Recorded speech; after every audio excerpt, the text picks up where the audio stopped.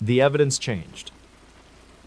On a cold Saturday in Duluth, Minnesota, a missing hiker case resurfaced when an evidence label didn't match its photograph. Reportedly, the mismatch appeared during a routine audit, not during any news search or interview. Dispatch logs showed the original recovery time, yet a later entry placed the same item hours earlier. Investigators never confirmed wrongdoing, but records conflict in ways that still unsettle locals. Maya Rios was 29, a county records clerk assigned to digitize boxes from a long-closed file room. Nate Caldwell was 34, a freelance reporter chasing a careful story, hoping for a solid lead and a clean timeline. They met at the St. Louis County Courthouse Annex, where state records sat beside brittle folders and fading index cards. Their shared purpose was simple: verify what happened in a 2009 disappearance near the North Shore. The case name was Eric Halvorsen, age 26, seasonal electrician, last seen after a late afternoon trailhead stop. The official summary said Eric drove up from Minneapolis, planning one solo day hike before a new job started Monday morning. A cashier at a small gas station reportedly remembered him buying jerky and a cheap poncho. The weather shifted fast that weekend, and gusts off Lake Superior turned rain into sleet by nightfall. Searchers found his vehicle Sunday, parked neatly, with no note and no obvious sign of struggle. In the first week, deputies treated it like exposure, until a single item complicated everything. That item was a brown canvas glove recovered along a service road near Two Harbors. Archive notes described it as a left glove, wet, with pine needles clinging to the cuff. The note listed an evidence tag number, then referenced a photo contact sheet stored separately. When Maya scanned the photo, the glove appeared right-handed, and the cuff stitching looked different from the written description. It wasn't a subtle difference, and it wasn't the kind caused by bad lighting. The label on the envelope matched the notes, yet the image did not. Maya pulled the chain of custody form, a carbon copy with faint signatures and smudged dates. The earliest entry was a deputy name, followed by a property technician, then a state lab receipt. A later line showed the envelope reopened in 2011 for what the form called additional review. There was no attached memo explaining why, and that absence became its own clue. Some locals claimed the case was pressured closed, but investigators never confirmed any outside influence. Nate requested dispatch logs through a public records clerk, and he compared timestamps to the field notes line by line. The logs indicated a call about an abandoned car at 7:18 a.m. with units arriving before 8. Yet the first written narrative placed the car discovery closer to 9:30 a.m. after a different call was cleared. The gap could have been sloppy writing, but the details inside the gap were unusually specific. One entry mentioned a second vehicle circling the lot, then disappearing before a plate was read. State records contained no mention of that vehicle, and no follow-up interview was listed. Maya located the county file from 2009 inside a box marked MISC, which was already strange. Inside, there were two versions of the same inventory sheet printed on different paper stocks. The first version listed the glove, a water bottle, and a torn map corner found near a creek crossing. The second version listed the glove, a water bottle, and a key ring with 3 keys, none described in earlier pages. The torn map corner was missing from the second list, as if it never existed. Records conflict, and nobody could say which list was the final truth. Nate tracked down the retired deputy who first wrote the narrative, now living outside Superior, Wisconsin. The deputy was 67, formerly patrol, and he agreed to a short meeting at a diner off the highway. He said he remembered a map scrap, and he remembered being told to hand it to another unit for safekeeping. He also said he never handled any keys, and he laughed at the idea of keys appearing later. When Nate asked about the glove photograph, the deputy stared at it longer than expected, then said it wasn't the glove he bagged. Maya cross-checked the evidence tag number against a property ledger stored on microfilm. The ledger showed the glove tag, but it also showed a second item under a nearly identical number. That second item was a bootprint casting, listed as plaster, sealed, and sent to a state lab in 2010. The main case folder never mentioned a bootprint casting, and no lab report was attached. Archived notes from an investigator referenced footprints once, then never returned to the topic. The absence felt deliberate, though nobody could prove intent from a missing page is less than hash on. Zero hash is greater than. Nate filed a request for state lab records, and weeks later, he received a partial packet with heavy redactions. The packet confirmed a casting was received, but the disposition line was unclear, with a date smudged in the copy. It also listed a secondary identifier that didn't match the county tag scheme. Reportedly, the lab had transitioned databases around that period, and older identifiers sometimes drifted. That explanation fit the paperwork, yet it did not explain why the county folder lacked any mention of the casting. Some locals claimed the casting showed something embarrassing, but investigators never confirmed any such result. Maya returned to the photo archive and found a second contact sheet, filed under a different case number. On that sheet, the glove appeared again, but now the lighting was stronger and the cuff matched the written description. The evidence tag in that photo was different by 1 digit, and the handwriting style looked like a different technician. Next to the glove were 2 keys on a ring, but the keys were photographed on a clean table, not in the field. The sheet was dated 2011, which aligned with the form that showed the envelope reopened. If the glove and keys were reprocessed then, it raised a quiet question: what happened to the original items? Nate tried to locate the property technician whose name appeared on the reopened entry. The technician had left county employment in 2014, and a colleague said he moved out of state. No public discipline record appeared in state records, at least none that matched his name and role. A supervisor memo in the file referenced procedural corrections, but it never named the items involved. Maya noticed the memo used careful language, like it expected future scrutiny. The memo's date was within days of a local newspaper story that criticized the search effort. They drove up to 2 Harbors and walked the service road where the glove was reportedly recovered. The landscape was ordinary: spruce stands, gravel, and a view of gray water beyond a low ridge. Nate noted how close the road was to private cabins and how easy it was for a passerby to drop something unnoticed. A local volunteer searcher, now 45 and working as a mechanic, said he remembered being told to stay away from that road. He said the order came fast, over radio, and he said it was unusual for a small operation. Dispatch logs confirmed a brief radio exchange, yet the content was missing from the archived recording. Maya looked for the recording in the county's old digital archive, a system that stored audio on dated servers. The file name existed, but the audio file size was 0, like it had been overwritten or corrupted. A maintenance note showed a server migration in 2012, and it warned that some files were lost. That explanation could fit, but it was an explanation that arrived conveniently. Records conflict again, and the missing audio sat exactly where the story became specific. Investigators never confirmed whether the missing recording had ever been reviewed after the migration. Back in Duluth, Maya found an internal email printout clipped to the folder's back cover. The email was between 2 administrators, and it discussed relabeling for clarity after a property audit. It listed the glove tag, and it mentioned associated materials without naming keys or casts. The date was early 2019, long after the case had faded from attention. That timing bothered Nate, because it meant evidence handling changed years after the search ended. Some locals claimed a cold case unit revisited the file, but no official announcement ever appeared. Nate contacted the county attorney's office, and a spokesperson provided a short statement.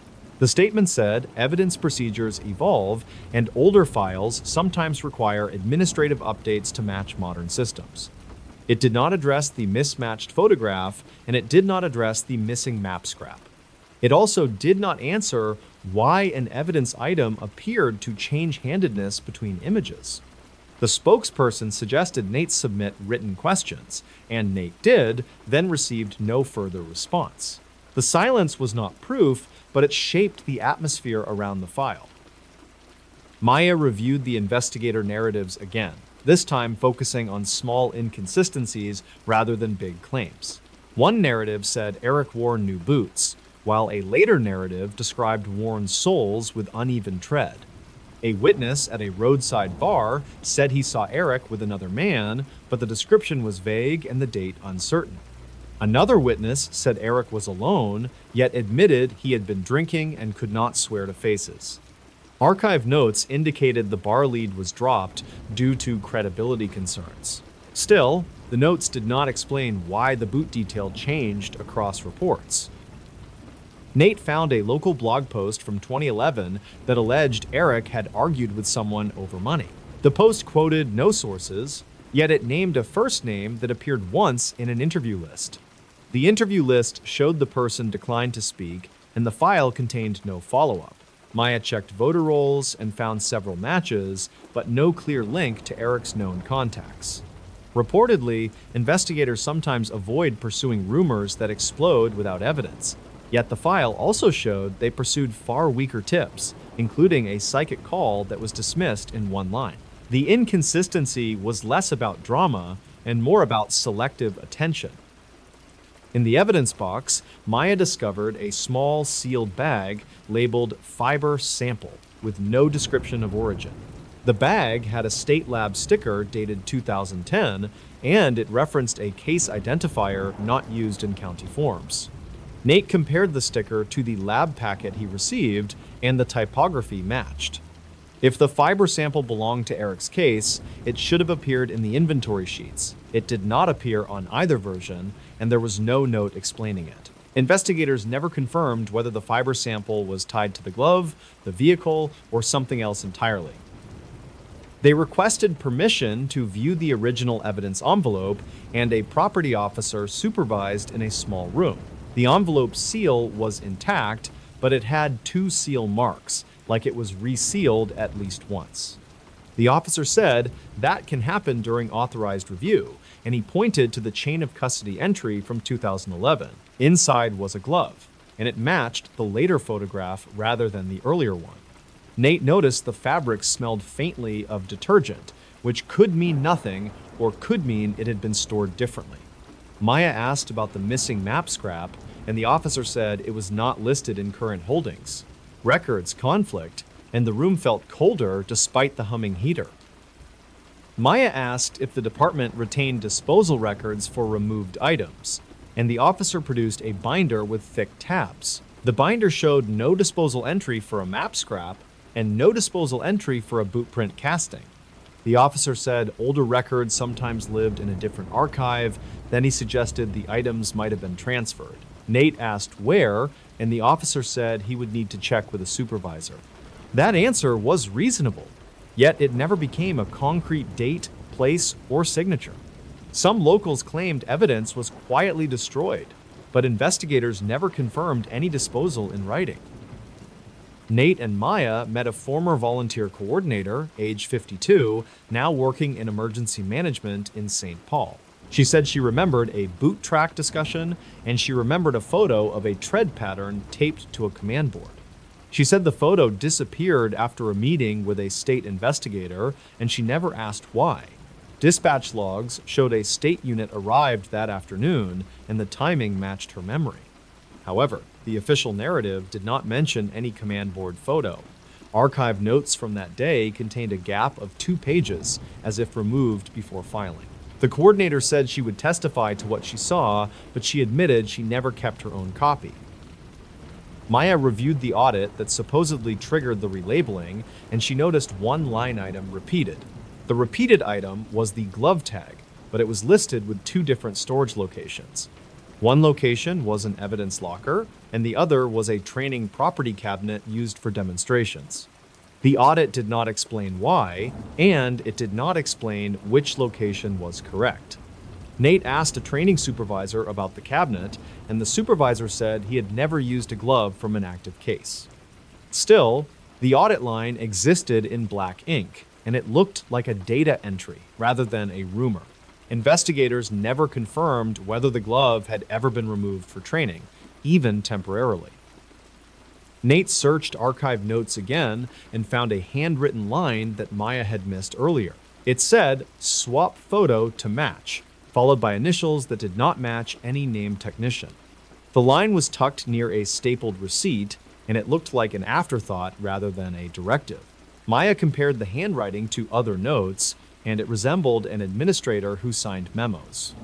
That administrator retired in 2015, and the file contained no interview with him. The phrase could refer to filing order, but it could also imply something sharper. Records, conflict, and the ambiguity lived in a single line. They drove north again, this time to a small trail segment where Eric was reportedly last seen by another hiker. The hiker, now 38 and working as a nurse in Grand Marais, agreed to speak off the record. She said Eric seemed calm, and he asked about trail conditions and daylight. She said she noticed his boots because they were bright and looked new, like they had never touched mud.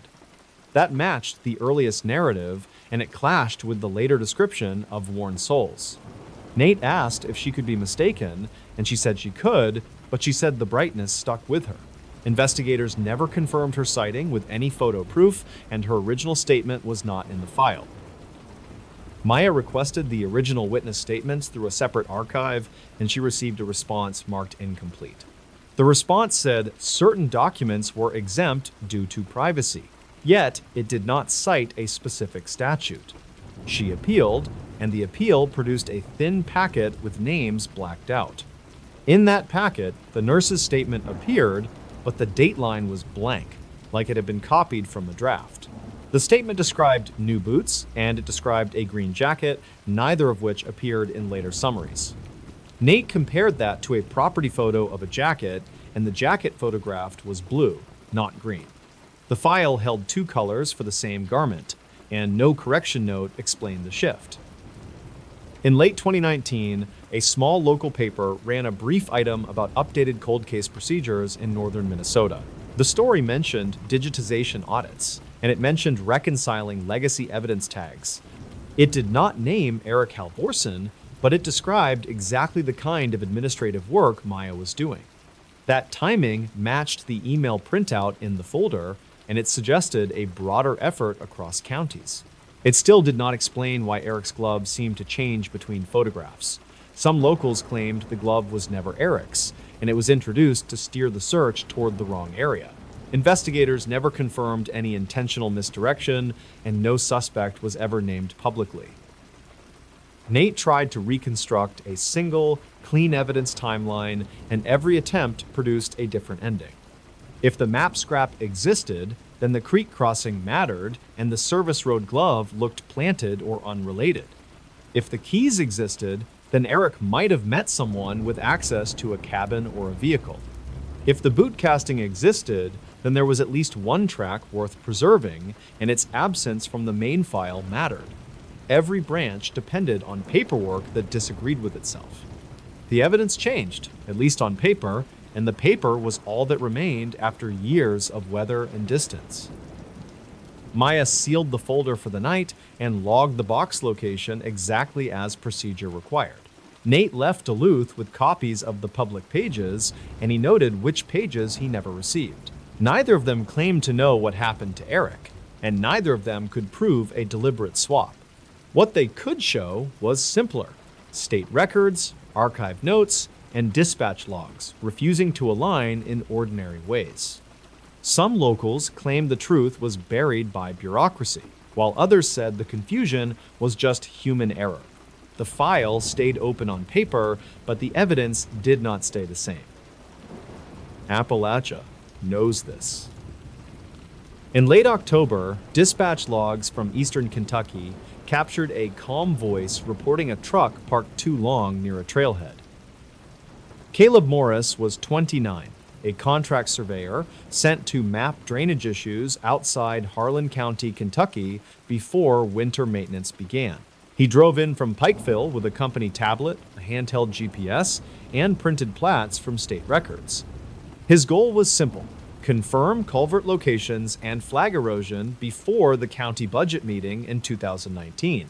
He told one coworker he would be back before dark, and he did not pack for an overnight stay.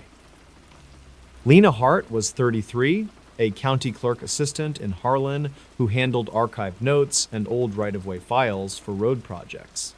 She was not part of Caleb's crew, but she knew the paperwork trail better than most engineers. Reportedly, she recognized his company name when a deputy asked about land access near a disused service road. She later said the area was notorious for bad boundaries, where deeds overlapped and records conflict. The last confirmed activity on Caleb's phone was a short call at 4:18 p.m., according to carrier data cited in a county file from 2009. He spoke to his supervisor for under a minute. Then the line dropped during a brief rain squall. Some locals claimed the ridges eat reception on purpose, but investigators never confirmed any unusual interference. The dispatch logs show a follow-up welfare check request at 7:02 p.m., after his truck remained in the same pull-off. Deputies found the truck near a gravel spur that locals called the Old Coal Cut, outside the community of Partridge. The doors were locked, the keys were not visible, and the dash display showed low fuel but not empty. A paper map was folded on the passenger seat, and a reflective vest lay neatly on top. State records later noted no sign of a crash on the access road and no broken brush near the tires. Search teams started at first light, using volunteers from Harlan and a small crew from Kentucky Emergency Management. They walked drainages and bench roads, marking GPS points in a shared log, then cross-checking against older mining maps. Reportedly, 2 teams found Caleb's boot prints near a shallow creek, then lost them where gravel turned into slick clay. The soil held impressions poorly that week, and the weather report showed intermittent drizzle through the morning. A canine unit arrived from Hazard, and the handler later wrote that the dog showed interest near the creek bend. The dog then pulled uphill toward a line of saplings, then circled back, which the handler described as uncertain behavior. Investigators never confirmed whether that pattern meant contamination from other searchers or simply shifting wind. The dispatch logs show radio traffic about scent pooling in a hollow, which can happen when cold air settles. Lena pulled property cards and right-of-way notes for the spur road because the deputy asked who actually owned the corridor. Archived notes listed a timber company, then a dissolved mining operator, then a private family trust, and the chain was incomplete. She found a hand-typed memo referencing a gate dispute dated 2011 with signatures that did not match later filings. Records conflict on whether the gate was removed legally, and no photograph was filed with the memo. Caleb's supervisor provided his work plan, which included 3 culvert checks and 1 slope measurement, all within 2 miles of the pull-off. The tablet synced 2 GPS points at 3:41 p.m., both along a drainage that fed into the Cumberland River system. Reportedly, the next scheduled point was never logged, and the device did not connect again after the short call. State records show the tablet was not recovered in the truck, and it was not found during the initial grid search. Some locals claimed they saw Caleb at a small store near Wallens Creek, buying water and asking about a shortcut road. The store owner told investigators he did not remember the purchase, but he could not rule it out during the busy evening rush. Dispatch logs contain a note about that rumor, marked unverified, with no receipt number attached. Investigators never confirmed the sighting through surveillance, because the store system overwrote footage after 72 hours. A second rumor moved faster, that Caleb had wandered onto private land and been confronted near an old equipment shed. One witness reportedly told a deputy about raised voices, then refused a formal statement when asked to sign. The deputy wrote that the witness sounded frightened, and the account changed when retold the next day. Records conflict on the time given, and the location described did not match the mapped ridgeline access points. By the 3rd day, search managers requested aerial support, but low cloud cover limited the helicopter to brief passes. The pilot later wrote that the canopy was dense, and recent leaf fall created a mottled pattern that hides clothing easily. Reportedly, one volunteer believed they saw orange fabric near a rock outcrop, but ground teams found only a faded survey flag. Investigators never confirmed whether the flag was Caleb's because such markers were common in the area. Lena kept digging through county files because she remembered a missing equipment report tied to that same ridge years earlier. A county file from 2009 described stolen copper wire from a decommissioned pump station with a sketch map attached. The sketch placed the pump station near the creek bend where the canine showed interest, though the scale was unreliable. State records show the pump station was later removed, but the removal permit lacked a final inspection note. Caleb's family arrived from Ohio, and they met deputies at the courthouse annex where maps were spread across folding tables. His sister said he was cautious, not prone to hiking off route, and he worried about trespassing complaints. The lead deputy noted her statement, then added that Caleb's truck position suggested he parked deliberately and not in distress. Dispatch logs recorded a separate call from a resident complaining about searchers crossing a posted line, which slowed coordination. On day 5, a volunteer found Caleb's hard hat in a shallow ditch about half a mile from the truck. The hat was intact, with no cracks, and it was not covered in mud, which struck some searchers as odd. Reportedly, it lay on top of leaf litter as if placed, though wind can shift light objects downhill. Investigators never confirmed whether the hat had been moved because the discovery point had already been walked by multiple teams. The discovery triggered a tighter radius search, and teams began checking old high walls and collapsed adits without entering unsafe openings. State records warned of unsealed mine entries in that quadrant, but the list was incomplete due to older permits. Dispatch logs show one team reported a faint chemical smell near a blocked cut, then later corrected it to damp timber. Some locals claimed that smell meant hidden dumping, but investigators never confirmed any hazardous release. A deputy interviewed a retired miner who knew the old coal cut when it still carried trucks at night. The miner said the spur tied into a bench that could loop back toward a community road, but only if you knew the turns. Reportedly, he described a sinkhole that opened after a storm in 2014, though no repair record was found. Records conflict on whether the sinkhole was filled, and the area was thick with briars by 2019. Caleb's bank activity showed no unusual withdrawals, and his vehicle tracker, if active, was not available through the leasing company. Investigators requested tower pings, but the coverage overlap was limited, and the data produced a broad wedge across two valleys.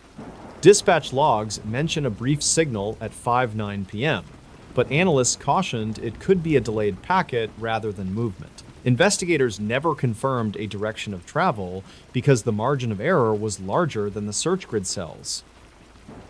Lena spoke with a state highway engineer who remembered a culvert dispute tied to that drainage, involving sediment complaints downstream.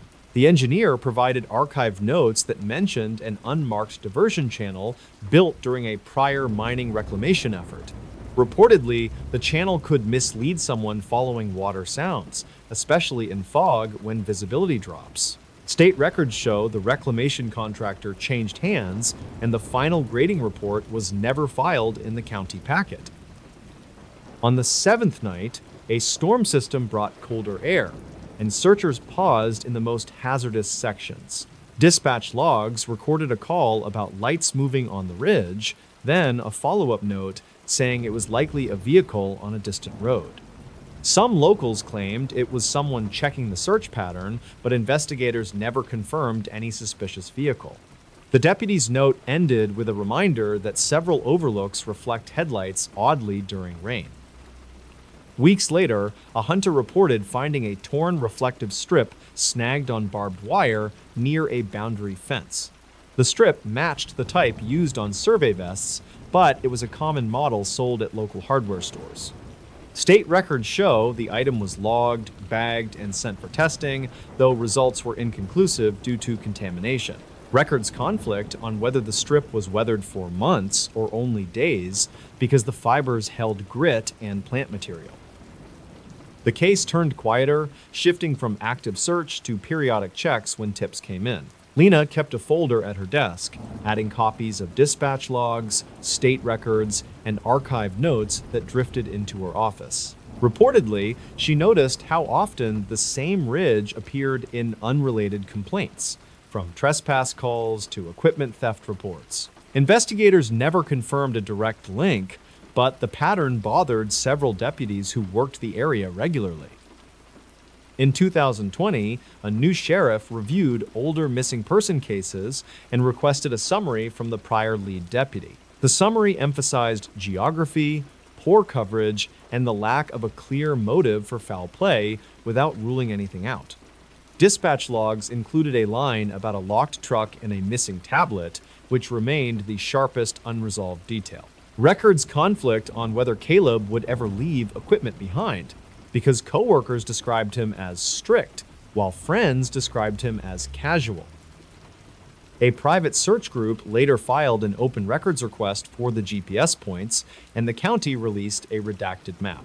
The map showed the creek bend, the hard hat location, and a third point labeled unknown derived from a partial device sync. Reportedly, that third point fell near an overgrown service track that does not appear on standard navigation apps. Investigators never confirmed whether the point was valid because the timestamp was corrupted and the coordinate format differed. Some locals claimed they knew what happened, but their versions never matched each other for long. One story involved an accident in a hidden cut, another involved a confrontation, and a third involved Caleb simply walking out to seek help. State records did not support any definitive scenario, and the terrain offered too many ways to disappear without anyone witnessing it. Dispatch logs showed tips arriving in bursts, often after community events, then fading when follow-up interviews were requested. Lena eventually visited the area with a deputy during daylight, staying on public right-of-way and avoiding posted gates. She saw how quickly the road narrowed into brush and how the creek noise could mask distant voices or engine sounds. Reportedly, she found an old survey stake with no marking leaning near a stump, though it could have been decades old. Investigators never confirmed it related to Caleb because no unique identifier was present and the wood was too weathered. The case file remains open in Harlan County with periodic reviews and a steady list of unanswered questions. Caleb was 29, a surveyor doing routine work, and the last confirmed facts still fit on a single page of state records. A locked truck, missing equipment, uncertain scents, and conflicting accounts are what survive after the ridge erased everything else. Some locals claimed Appalachian knows this, that certain places keep what they take, but investigators never confirmed more than silence. Don't go there at night. In late October, a county dispatcher in Harlan County logged a call that sounded routine, then turned abruptly quiet. The caller said he was on a ridge road near Cumberland Gap and he needed help finding his friend. A minute later, the line stayed open, and the only sound was wind scraping something metallic. Ethan Mercer was 31, a contract land surveyor who traveled Appalachia, marking boundary lines for timber and gas leases. He drove down from Lexington with Marla Keane, 27, an ICU nurse on a rare week off. They planned to camp one night near Middlesboro and photograph fog pouring through the gap at sunrise. Ethan had done similar trips for years, and he kept printed topo maps folded into a clipboard. Marla brought a small camera, a headlamp, and a secondhand scanner to listen to local emergency traffic. They checked into a roadside motel outside Pineville just before dusk and asked the clerk about a rough road called Stony Fork. The clerk paused, then said locals used it for hunting, and some locals claimed it turned confusing after dark. Ethan reportedly smiled, said they would be back early, and asked where the pavement ended. The clerk slid a county tourism brochure across the counter and pointed toward the mountains without giving a precise turn. Marla later told a friend that the clerk's hands shook slightly as he spoke, then steadied when Ethan changed subjects. According to dispatch logs, Ethan's phone first pinged on the north side of the Cumberland River around 8:45. State records show his vehicle plate entered a license reader near the Pine Mountain corridor shortly after 9. The scanner Marla carried recorded routine traffic, then caught a short advisory about hunters and a stranded vehicle. Ethan texted a coworker one photo of a dirt pull-off with the caption that the road was worse than expected. The image showed leaf litter, a washed rut, and an old steel gate lying flat, with no visible homes nearby. The next part comes from Marla's later statement, and investigators never confirmed every detail because her timeline shifted. She said Ethan turned off the main gravel road after seeing a faded marker for a ridge overlook. The track narrowed, and the headlights cut across rhododendrons so thick it looked like walls. Ethan stopped once to check the map, then kept driving because he believed the ridgeline would curve back south. Marla said she heard a distant engine behind them, then it vanished as quickly as it appeared. At 10:13, Ethan called the Harlan County 911 center, and the operator noted he sounded calm at first. He reportedly said their car was stuck and he had lost sight of the turn they used earlier. The operator asked for landmarks, and Ethan mentioned a collapsed wooden sign and a low concrete structure beside the road. Dispatch advised him to stay with the vehicle, conserve battery, and wait for a deputy to reach the area. County file from 2009 includes a similar call type labeled Ridge Road Misdirection, though the details were filed under a different community name. A deputy headed out from the closest post, but the route he took depended on which map he trusted. Records conflict between the road name entered by the dispatcher and the road name written on the deputy's incident report. The deputy later said the first sign he saw for Stony Fork pointed toward a gated mining spur, not toward the ridge overlook. When he reached the gate, it was closed and chained, and there was no obvious room for a truck to pass. He called for guidance, and the dispatcher asked Ethan to flash headlights, but Ethan said he could not see any lights at all. Marla told investigators she stepped out to stretch and felt the air change, like cold draining downhill through the trees. She said she could see their breath, and she could hear water moving somewhere below the road. Ethan walked a short distance with a headlamp, looking for a wider spot to turn around. He reportedly told her not to follow and to keep the car doors closed because bears sometimes raided coolers. Marla watched the headlamp beam drift between trunks, then dip as if the ground fell away. At 10:21, the dispatcher wrote that Ethan's voice became strained and he spoke faster, then stopped answering questions.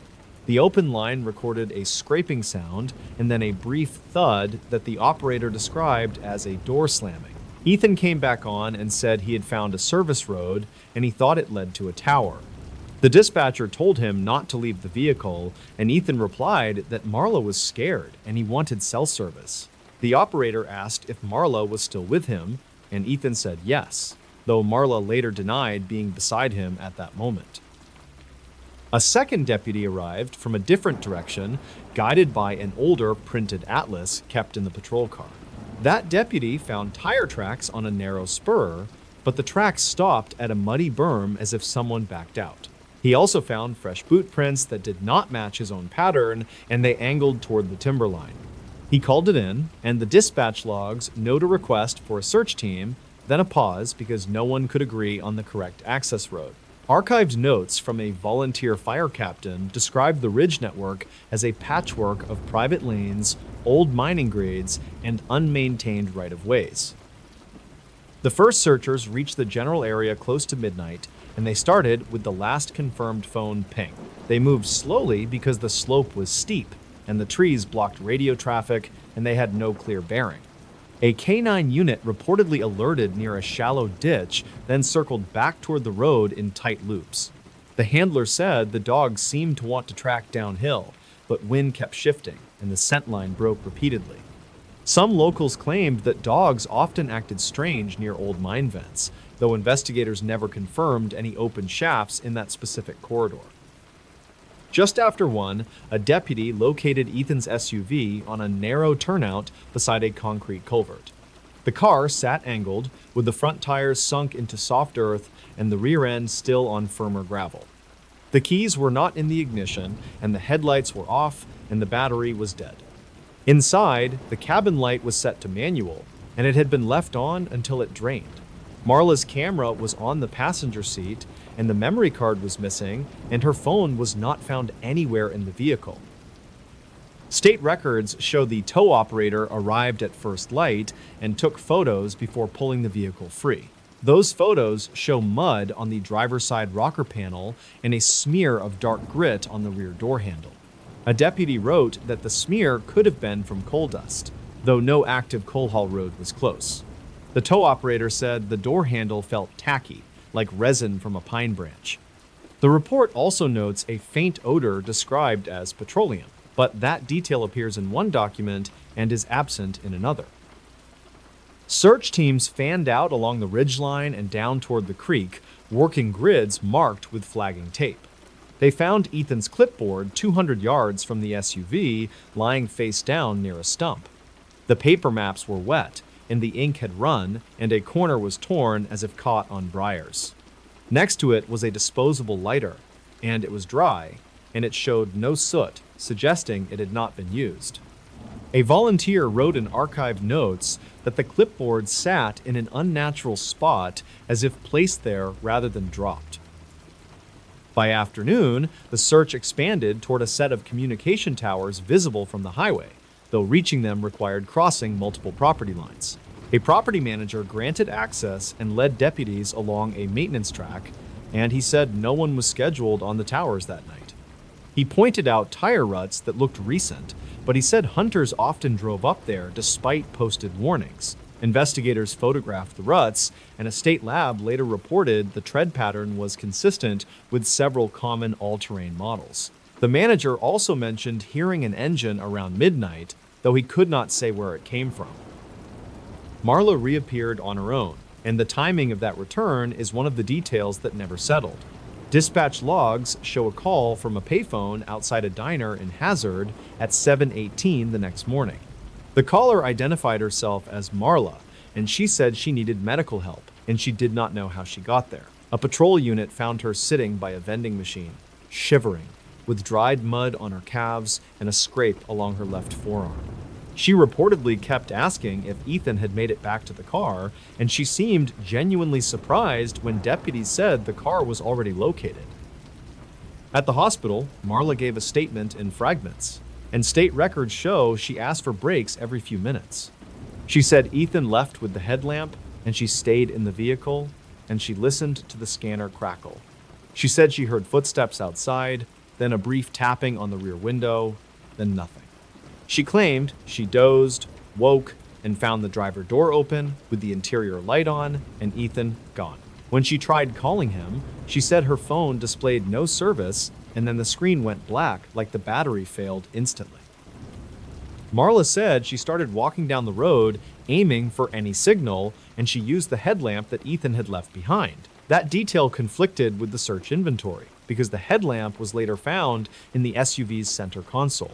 When investigators asked her about that conflict, she said she might have confused it with her own small flashlight. She described reaching a point where the road split, and one branch had fresh gravel, and the other looked older and overgrown. She chose the fresh gravel because it seemed maintained, and she believed it would lead to a building or a main road. She said she eventually saw lights below through trees, and she moved downhill, slipping in wet leaves and grabbing roots. She described a short fence line, then a stretch of flat ground that smelled like diesel. She said she heard voices, and she called out, and the voices stopped, then resumed farther away.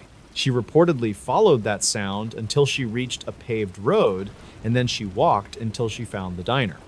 Investigators never confirmed the diesel smell with any physical trace, and the nearest logged fuel facility was miles away, according to state records. Ethan's phone was recovered 2 days later, and it was found by a volunteer near a creek bank under a mat of leaves. The device was powered off, and the casing showed a crack near the bottom corner, consistent with a fall. The last stored location was not the creek, but a point near the Ridge Road, and that gap became a key uncertainty.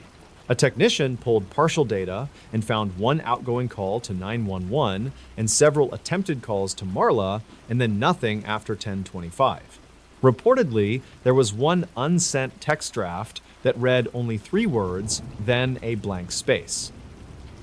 Searchers found additional items in the following week, and each one raised more questions than answers. Ethan's jacket was located in a thicket near an old logging grade, and the zipper was closed and the pockets were empty. His wallet was found farther downslope near a rock outcrop, and the cash was still inside, and the cards were intact. A boot print photographed beside the wallet did not clearly match Ethan's footwear, though the print was degraded by rain. Investigators noted that rain fell overnight, and records conflict on how heavy it was in that exact drainage. During the second week, a state police helicopter flew infrared sweeps at dawn, when temperature contrasts were stronger. The crew marked several warm spots that turned out to be deer beds, and one spot that turned out to be a cluster of exposed rocks. No clear heat signature consistent with a person appeared in the grids, though cloud cover limited parts of the flight. A cadaver dog later alerted near a shallow depression, but a dig found only animal remains, likely from a coyote cache. Some locals claimed the area had older graves from a smallpox era, but investigators never confirmed any cemetery record in that corridor. Marla's missing memory card became another unresolved thread because it was never found in the vehicle or along the road. Investigators checked pawn records and local resellers, and nothing matched her camera model. Archived notes show a deputy asked whether Ethan might have removed it to preserve photos, then lost it during the walk. Marla insisted she never removed the card, and she said she barely used the camera after they left the motel. The motel clerk remembered seeing the camera strap, and he said Ethan carried it out when they checked in, though he could not recall whether it was later inside their car. Months later, a volunteer historian shared an old binder with detectives, and it contained clippings about a missing hunter from 2011. The hunter vanished on a nearby ridge after dark, and his truck was found with the interior light drained. That similarity appeared in one briefing, but investigators never confirmed the cases were connected, and the older file had gaps. County file from 2009 also referenced a series of trespass reports near a closed mine portal. But the portal location did not match the Ridge Road coordinates.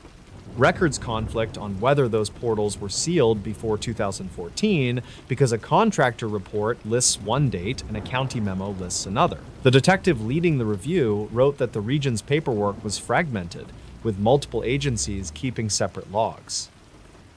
Ethan Mercer has never been located, and the official status remains missing, with no determination of accident or crime. Marla left Kentucky within the year, and she reportedly stopped returning calls from reporters and private volunteers. The case file includes dispatch audio, state records, and archived notes, but they do not form a clean sequence. Some locals claimed they knew what happened, and each claim pointed to a different road, a different vehicle, or a different set of voices in the dark. Investigators never confirmed any of those stories, and the Ridge Road still carries its warning in quiet conversations delivered the same way every time. Don't go there at night. The hills were watching. In late October, 2 hikers went into the Cumberland Mountains outside Harlan, Kentucky, and didn't come back out together. Reportedly, they were experienced, cautious, and carrying gear that should have covered them for a night.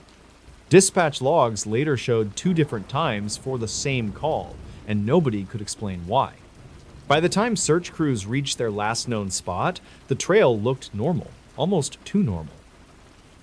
Mason Hall was 34, a county paramedic with weekend habits that leaned toward long climbs and quiet ridgelines.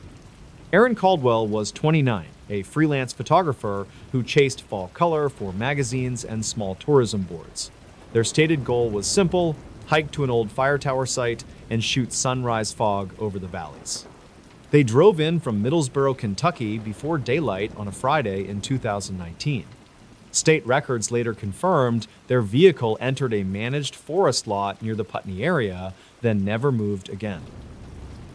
According to archived notes from a local ranger, the 2 signed a trail register with a route that looped back by evening. The register entry was clear: 2 names, 1 phone number, and an estimated return time written in tight block letters. Some locals claimed the tower site was a bad place for radios, but investigators never confirmed any dead zones. At 4:18 p.m., dispatch logs show a call from Aaron's phone that connected for 9 seconds, then ended without speech. A second entry lists the same call at 4:41 p.m. and records conflict on which time was original.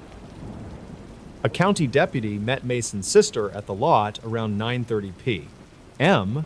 after Aaron's editor reported a missed upload deadline. The deputy noted the car doors were locked and the passenger seat held a folded paper map and 2 unopened water bottles. There was no sign of a struggle and no obvious damage to the vehicle, according to the first incident report. A later county file from 2009 described similar missing person starts in the same region, but it offered no useful pattern. Investigators kept the scene open through midnight, then widened the search corridor at first light. Search crews began with the marked trail, then spread to side hollows where footsteps often drift during leaf fall. The ground was damp, but not muddy enough to preserve clear prints, and the forest floor swallowed small signs quickly. Around noon, a volunteer found Aaron's orange knit cap on a low branch, about 2 miles past the register's planned turnaround. Reportedly, the cap was dry, even though light rain had passed through earlier that morning.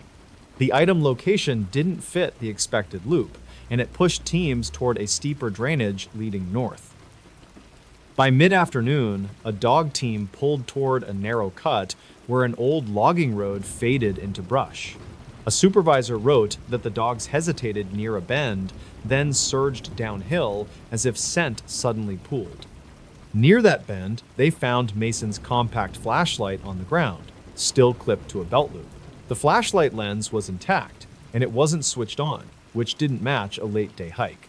State records show the item was bagged at 3:06 p.m., yet an audio log mentions it at 2:40 p.m., and records conflict again. Aaron's camera bag turned up next, wedged between stones beside a shallow creek, with the straps twisted as if pulled. Inside, the memory cards were gone, but the spare batteries and lens cloth were still there. Investigators never confirmed whether the cards were removed intentionally or lost earlier, because the bag interior showed no obvious tearing. Some locals claimed they heard yelling near dusk the previous day, though those statements arrived days later and couldn't be timed. Dispatch logs note a short call from Mason's phone at 6:12 p.m., but the tower ping placed it miles west, beyond their likely path. That detail became a problem, because it implied either rapid movement or a technical error nobody could reproduce. On the third day, crews reached a saddle ridge where the wind stripped leaves into long drifts, exposing older ground beneath. There, a searcher spotted a torn corner of Mason's work badge, the kind used for county access doors and ambulance bays. The badge fragment looked scraped with grit packed into the plastic, but there was no matching blood or fabric nearby.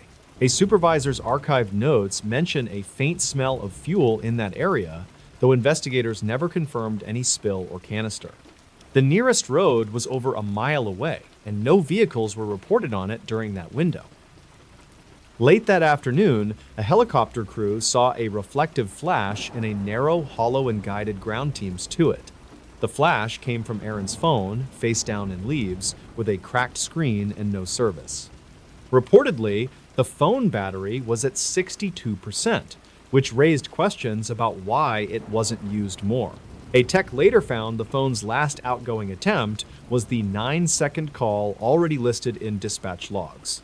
Yet a separate state record summary mentioned an unsent text draft timestamped 5:03 p.m. and records conflict on whether it ever existed. Mason was found on day 5, alive, sitting against a hemlock trunk near the edge of a shallow ravine. He was hypothermic, dehydrated, and confused, with scratches on his hands that looked like bramble cuts. He reportedly kept repeating that he couldn't see the trail, though daylight was clear when crews reached him. Paramedics noted he had no severe head injury, and his clothing didn't show the tearing expected from a long fall. He asked for Aaron twice, then went quiet, staring toward the slope, as if listening for a sound nobody else could hear. At the hospital in Hazard, Mason gave a timeline that didn't align cleanly with the search record. He said they left the tower site early, took a shortcut he believed would save time, and ended up in a hollow that kept folding back. Investigators never confirmed any unusual terrain feature, but the area does have tight ridges that can distort direction for tired hikers. Mason insisted Aaron slipped near water, then stood up, then vanished behind brush, all within seconds. In later interviews, he couldn't explain why her camera cards were missing, and he couldn't recall placing her cap on a branch. Aaron Caldwell was never found, and the case file remained open with no final ruling that satisfied everyone involved. A state record's entry lists her as missing, while a separate county summary used language that suggested presumed death without stating it. Some locals claimed the hills watch, meaning the land hides what it wants, but investigators never confirmed any human involvement or accident chain. Dispatch logs, archived notes, and conflicting timestamps left a thin seam of uncertainty that never closed. Years later, people still mentioned that October weekend in Harlan County because the evidence didn't settle the way evidence usually does. Something lives there. In late October of 2019, a stretch of ridgeline outside Harlan County, Kentucky, kept showing up in dispatch logs.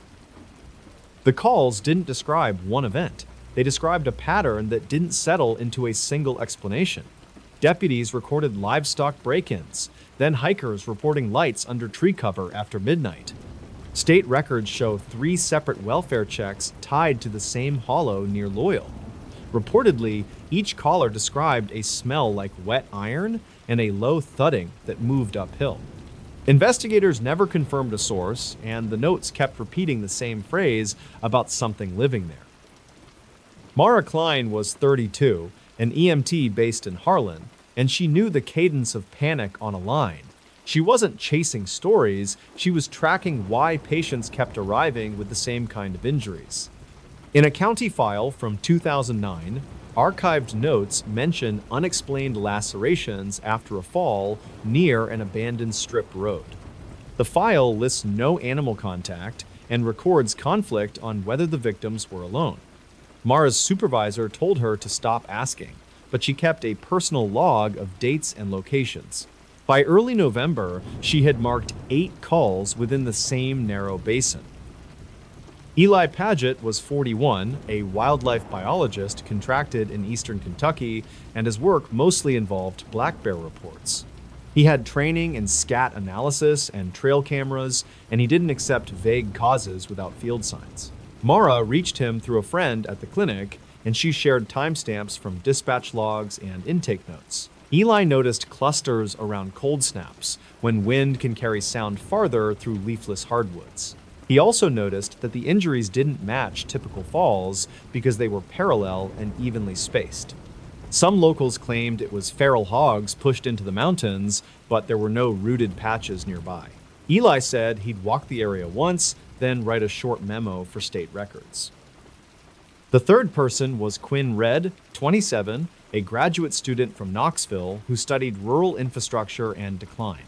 Quinn wasn't there for thrills. He was mapping abandoned road corridors and photographing subsidence zones. He had grown up visiting family in Letcher County, and he knew which roads ended in locked gates.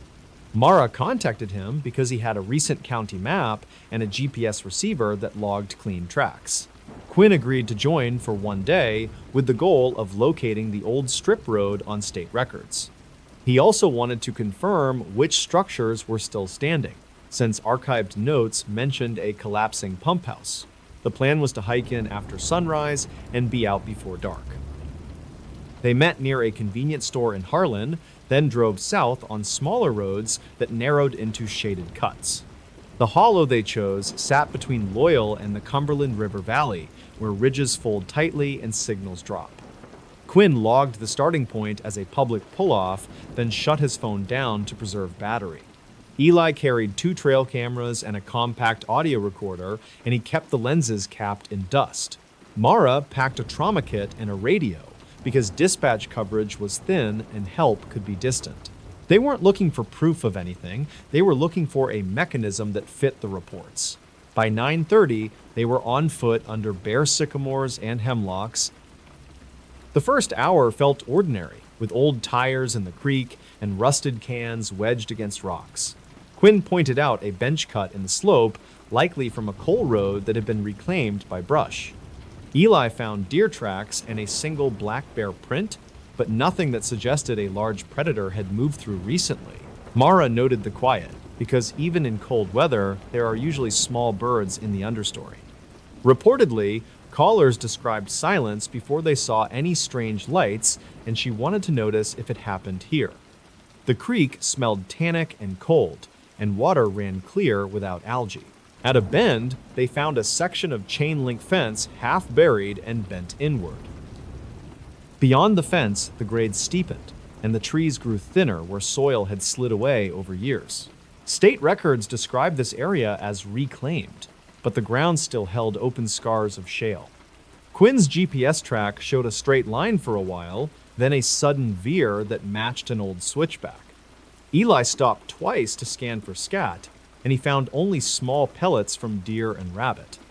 Mara kept looking for a place where someone could fall and get those clean parallel cuts. She thought about barbed wire, but there were no strands across the path. The air shifted near midday, not warmer, just heavier, as if a storm had pressed down. Then they heard a single metallic ping far upslope, like a loose pipe striking rock. Quinn said it could be debris settling because abandoned infrastructure can move with frost and water. Eli didn't dismiss it, but he asked for quiet and turned his audio recorder on.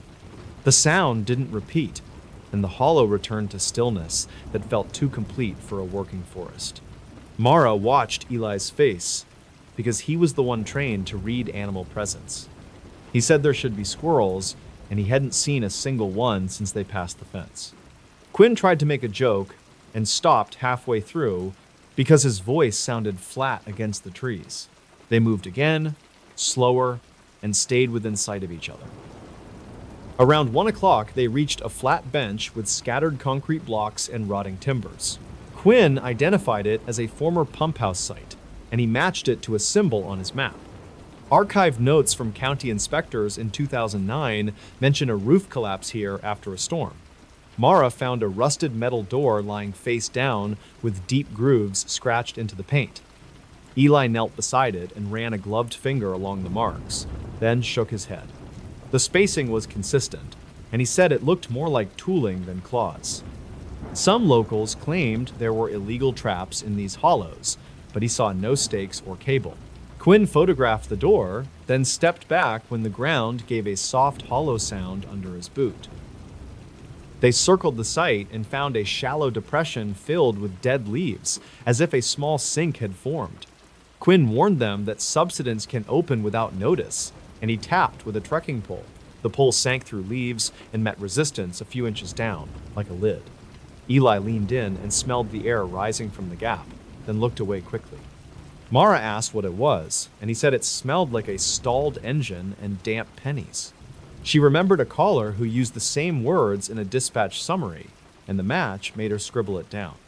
Quinn wanted to mark the spot and move on, because the depression didn't belong to their goal. Eli placed one trail camera facing the pump house ruins, then placed the other aimed at the depression. They left without disturbing the leaves further. The strip road continued past the bench and narrowed into a corridor of young pines planted for reclamation. In those pines, the wind should have made some noise, but branches barely moved despite a light breeze above. Quinn checked his GPS, and the display lagged, as if it had trouble holding satellites. Mara tried her radio and got only static, though she hadn't expected much this far in. Eli paused and lifted his hand, because he'd heard a rhythmic tapping that didn't match woodpeckers. It came in sets of 3, then stopped, then started again farther uphill. Records conflict on how witnesses described it, but several reports mention a sound that seemed to relocate between breaths. They decided to turn back before the light dropped behind the ridge. On the way down, they stayed quiet, but the silence didn't feel like relief. It felt monitored. Quinn glanced behind often, and each time he looked forward again, his pace increased. Mara watched the trail edge for signs of someone following, because some calls had involved suspected squatters. Eli kept looking for fresh prints and found none, which was worse than finding something ordinary. Near the pump house bench, they heard the metallic ping again, louder, and this time it echoed twice. Mara's skin tightened along her arms, and she checked her kit as if she could treat a sound. Quinn said it could be the door shifting on rock, but the door lay flat and hadn't moved. Eli motioned for them to keep going without debate. At the fence line, they stopped to breathe, and that's when Mara noticed a faint buzzing under the creak noise. It wasn't a clear tone, more like a vibration that sat behind everything else. Quinn said he felt it in his teeth, and he laughed once, then stopped when nobody joined. Eli turned his recorder off and back on, trying to catch a baseline change. The buzzing dipped, then rose again as they crossed the creek. Some locals claimed the hollow had old electrical lines buried from coal operations, and stray current can create strange sensations. State records show no active service to that bench, but older maps can be incomplete. They kept moving, and the buzzing faded as the trees thickened. Back at the vehicles, Quinn checked his phone and found it had powered on by itself, despite being shut down earlier. The screen showed no signal, but the battery had dropped faster than expected for idle use. Mara opened her dispatch app and saw missed notifications that arrived all at once, out of order, with timestamps that didn't align. Eli looked at the time and noted it was earlier than he expected, as if their hike had taken fewer hours. Investigators never confirmed time anomalies and records conflict because devices can drift without service. Still, all three agreed their internal sense of time didn't match the sun angle. Quinn drove first, and they followed him out of the hollow without stopping. Mara wrote a brief note when they reached a signal ridge, then sent Eli the entry. 2 days later, Eli checked the trail cameras because he didn't want to leave them too long. He returned alone in daylight, and he took a different route to avoid the bench being seen from the road. The pump house camera contained normal footage, deer at dusk, a raccoon, then nothing unusual. The depression camera recorded for several hours, then cut to corrupted frames and a final image of blurred gray.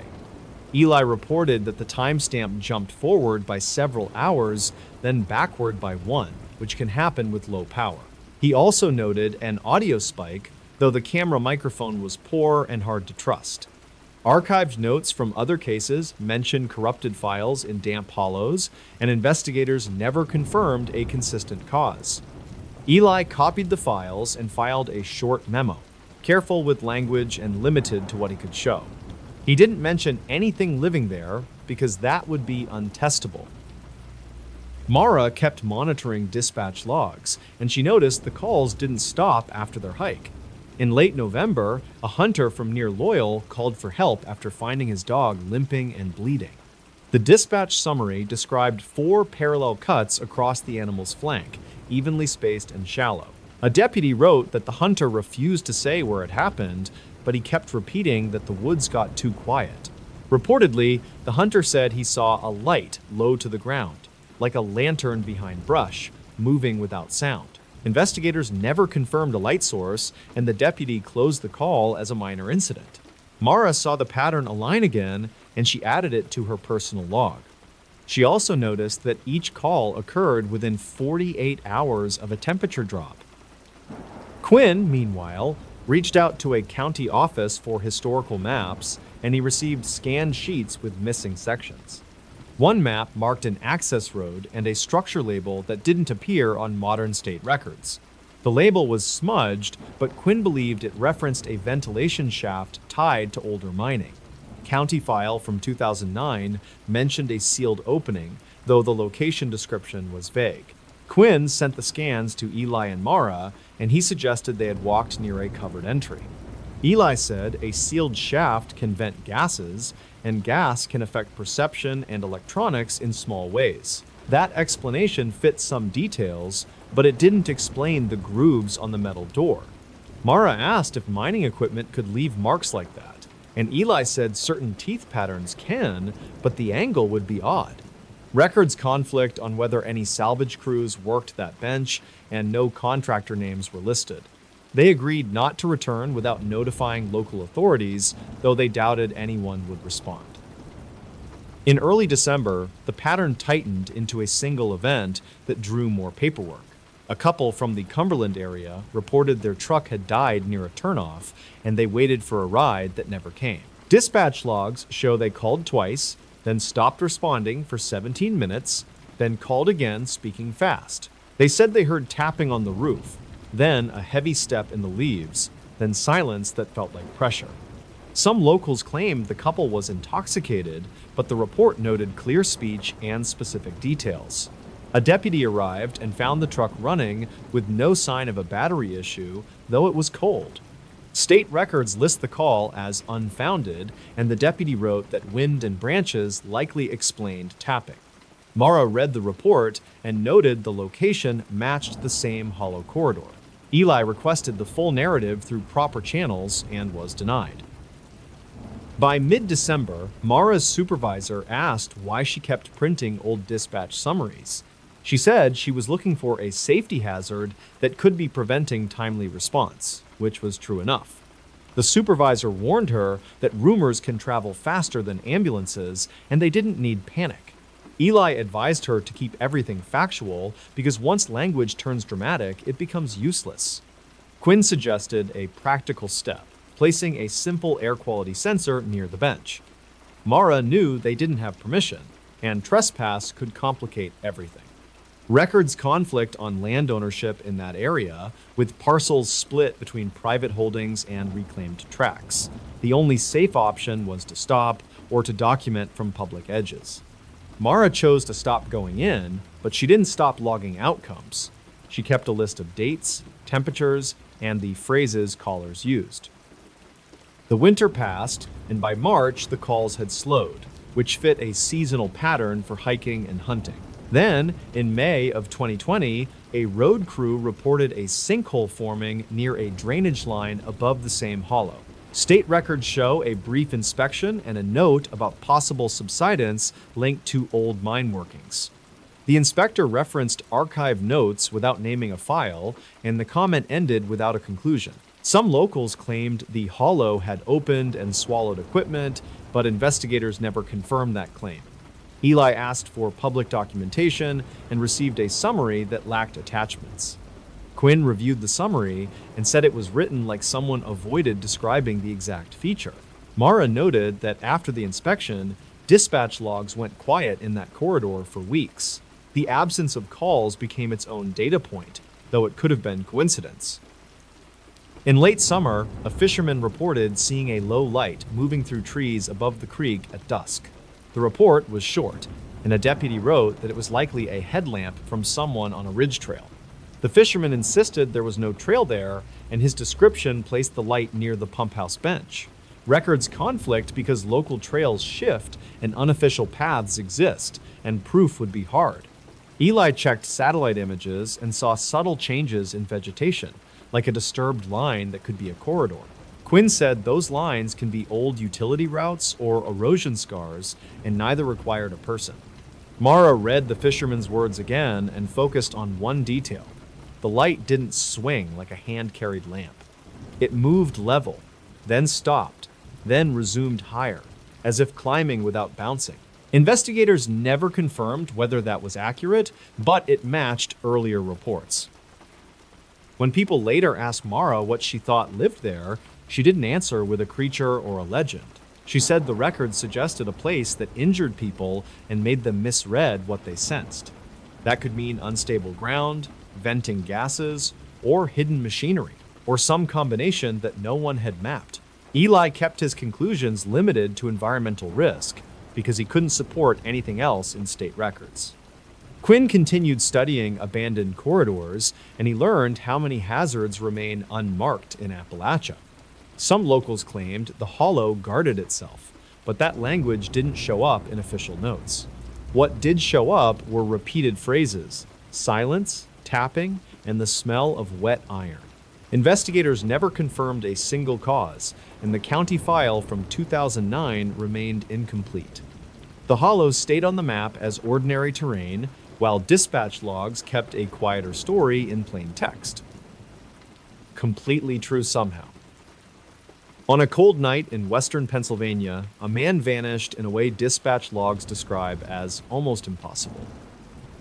In late November 2011, Tyler Madson was 29, a cable technician, driving outside Johnstown for an early service call. He told a coworker he wanted overtime before the holidays, and he took rural back roads to save time. State records show Sleet moved in after sunset, turning shoulders into glass and swallowing tire tracks fast.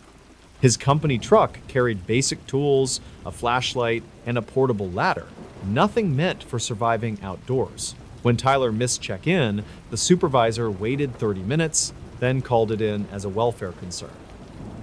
The first report to the county line was a simple lost driver, and the radio traffic stayed calm for several minutes. Dispatch logs reportedly note Tyler's phone still rang, but nobody answered, and voicemail never picked up. A trooper found the company truck just before midnight, parked crooked near a narrow bridge in Cambria County. The engine was off, the keys were gone, and the driver door stood open like someone exited quickly. There were no footprints in the sleet around the door, only a scuffed line on the shoulder. Investigators never confirmed why he stopped there, because his route should have kept him on a paved state highway. At first, the scene looked like a breakdown followed by a short walk for help until they saw the ditch. The ditch was deeper than it looked, and the brush hit a steep drop toward a creek swollen by rain. A volunteer firefighter named Naomi Klein arrived after a pager alert. She was 34 and worked days as a medical receptionist. She had grown up nearby and knew the creek's bends, which locals claimed could swallow sound. Naomi searched with 2 other volunteers, sweeping lights across wet branches and listening for a voice. County file from 2009 referenced earlier rescues in that same drainage, including one car that vanished for weeks. None of that proved anything about Tyler, but it changed how close they walked to the edge. By 1:30, searchers found Tyler's ladder folded and lying 50 yards from the truck, pointing toward the brush. Archived notes from the volunteer company later mentioned the ladder looked placed, not dropped, with its feet aligned. Some locals claimed that meant he planned to climb down safely, but investigators never confirmed intent. A trooper followed the ladder's direction and saw a break in weeds where something slid downhill. The slide mark ended at a tangle of briars, then disappeared into darkness by the creek.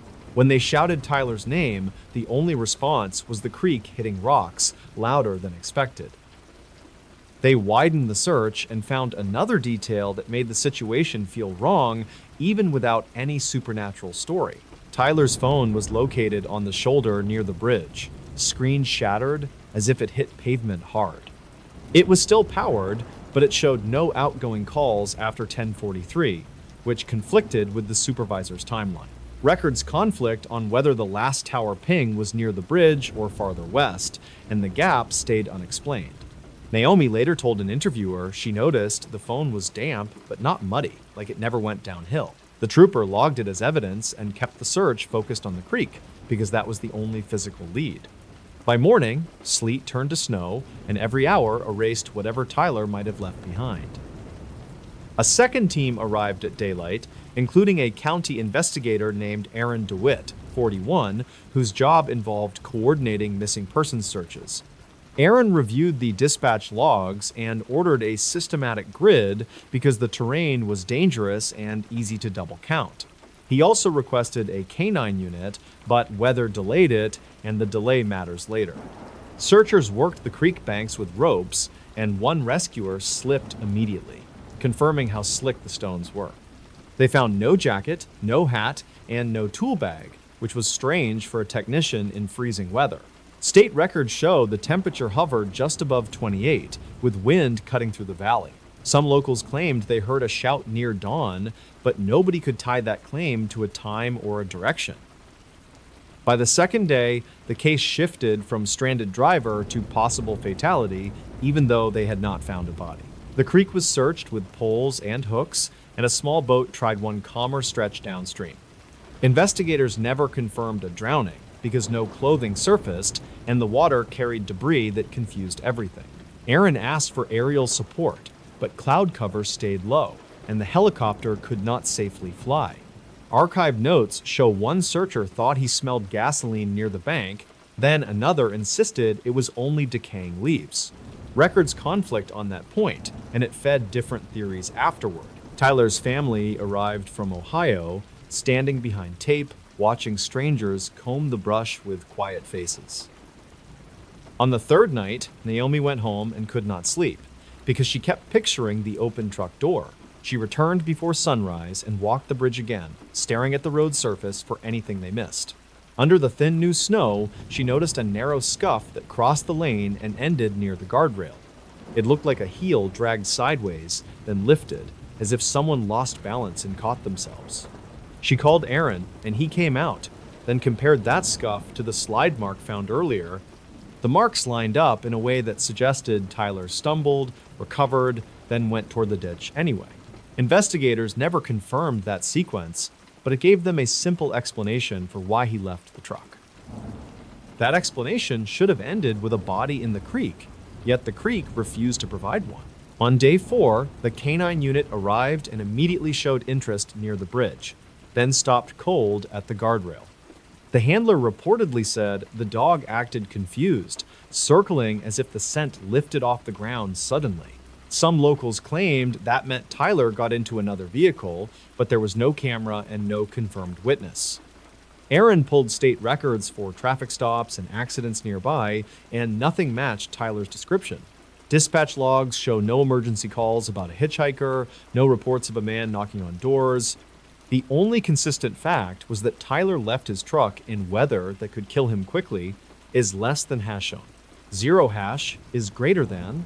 Then, on day 6, the unbelievable part started, and it started with a routine call no one thought mattered. A resident on the outskirts of Winburn phoned the county to report a strange tapping under a detached garage. The caller said it sounded like a shovel hitting wood, slow and irregular, and it had gone on for an hour. Dispatch logs reportedly labeled it as a possible animal, and the first deputy arrived alone. When he walked behind the garage, he saw fresh snow unbroken, except for a faint dent near a corner slab. The deputy listened, then heard a muffled voice, weak but unmistakably human. He called for fire and medical, and Naomi got the page again, her stomach dropping at the address. The garage sat over an old storm cellar, the kind common in that part of Pennsylvania, built decades earlier and rarely used. The homeowner said the cellar door had been sealed shut for years, and he stored lumber on top of it. Aaron arrived and asked the homeowner to step back, then ordered the lumber moved carefully. Under the stack, they found a warped hatch, and frost had welded it into place. Naomi and another volunteer worked a pry bar under the edge, while a medic stood ready with blankets and oxygen. When the hatch cracked open, air rushed out with a sour, damp smell that made several people cough. A light dropped inside and revealed a cramped stairwell, then a hand lifted from below, trembling. Tyler was down there, alive, and his condition did not match what anyone expected after 6 nights in freezing weather. He was conscious but confused, with dried blood at his hairline and swelling around one eye. He wore his work uniform, but his jacket was missing, and his hands shook violently from cold and fatigue. A medic asked his name, and Tyler answered correctly, then asked why it was still night. Records conflict about his next words because different responders wrote different phrases in their notes. Naomi later said he kept repeating one sentence, that he fell where he could not be seen. Investigators never confirmed how he reached that cellar because Tyler's account shifted as he warmed up. The first medical report reportedly listed hypothermia, dehydration, and a concussion, yet his core temperature was not as low as predicted. That detail became important because it suggested he had some insulation or heat source. Inside the cellar, responders found an overturned space heater, unplugged, and a fuel can with a cracked cap. The homeowner insisted the heater had not worked in years, and state records showed no recent electrical service to the cellar outlet. Some locals claimed Tyler must have used matches and the fuel can, but no burn marks were recorded on the walls. Aaron photographed everything and sealed the space, because it was now a crime scene as well as a rescue site. The unbelievable part was no longer that Tyler survived, but that he was there at all. According to Tyler's first coherent statement, he stopped at the bridge because he thought he saw a flash of light down by the creek. He said he believed a car had gone off the road, and he felt obligated to check because he carried a ladder. He remembered stepping onto the shoulder, then slipping, then the sensation of sliding through brush without control. He said he tried to climb back up, but the bank crumbled, and his phone broke when he landed. From there, his memory became fragmented, and that fragmentation is consistent with a concussion. He described crawling along the creek until he found a structure that looked like a small shed, then falling through a weak section of ground. Investigators never confirmed that weak section because the homeowner's yard showed no obvious collapse above the cellar. Aaron compared Tyler's account to the physical evidence and found gaps that could not be closed neatly. The bridge was miles from the homeowner's garage by road, yet only a shorter distance through steep ravines and private property. State records show several parcels between those points, and none reported trespass or damage during those days. Tyler's boots had mud that matched creek silt, but the tread also carried crushed gravel like a driveway surface.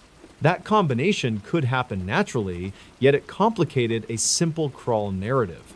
Dispatch logs from those nights showed no calls about barking dogs, broken fences, or motion lights, which made his path seem strangely invisible. Some locals claimed the ravine acted like a bowl, keeping sound trapped low, but that claim is not something investigators ever confirmed. There was also the matter of Tyler's missing jacket, which the search teams never found near the creek or the bridge. Tyler said he used it as a blanket, then lost it when he tried to stand and the cellar hatch slammed shut. That description fit with the warped hatch, which could fall closed under its own weight. However, archived notes from the first night mentioned the truck cab was tidy and the jacket should have been on the seat. Records conflict on whether the jacket was ever confirmed inside the truck because early photos were not clear. If Tyler wore it and lost it, it should have been somewhere along his route, yet nobody located it. Aaron logged that as an unresolved item rather than a mystery because nothing proved another person was involved. The homeowner's timeline added another layer because he claimed he never heard anything under the garage until the 6th day. He said he worked in the garage daily, using power tools, and he would have noticed banging. Yet dispatch logs reportedly showed a brief call on the second night from the same address, reporting a loose gate in the wind. That earlier call did not mention noise, and it might have been unrelated, but it raised eyebrows afterward. Some locals claimed the homeowner avoided the cellar because it scared him, which would explain why he missed signs. Investigators never confirmed any fear, and the homeowner cooperated fully, allowing searches and interviews. The county file from 2009 contained unrelated complaints about old storm cellars collapsing in the region, which suggested this was not unique. Still, it did not explain why Tyler ended up beneath one without being seen. Tyler stayed in the hospital for several days, and during that time, his story stabilized into a sequence that sounded both ordinary and unbelievable. He said he crawled for what felt like hours, following faint light from the moon through bare trees. He said he yelled until his throat burned, then saved his voice, because nobody answered. He remembered finding the garage and trying the side door, then slipping on ice and striking his head. After that, he remembered waking in darkness, realizing the door above him would not move, and hearing his own breathing echo. He said he tapped on wood for long periods, then rested, then tapped again, because it was the only thing he could control. Investigators never confirmed how much time he spent unconscious, but the concussion could explain missing hours. Aaron documented the case as a rescue with unanswered questions because the evidence did not support any stronger conclusion. He noted the open truck door, the ladder placement, and the phone location, all consistent with a sudden decision to check the creek.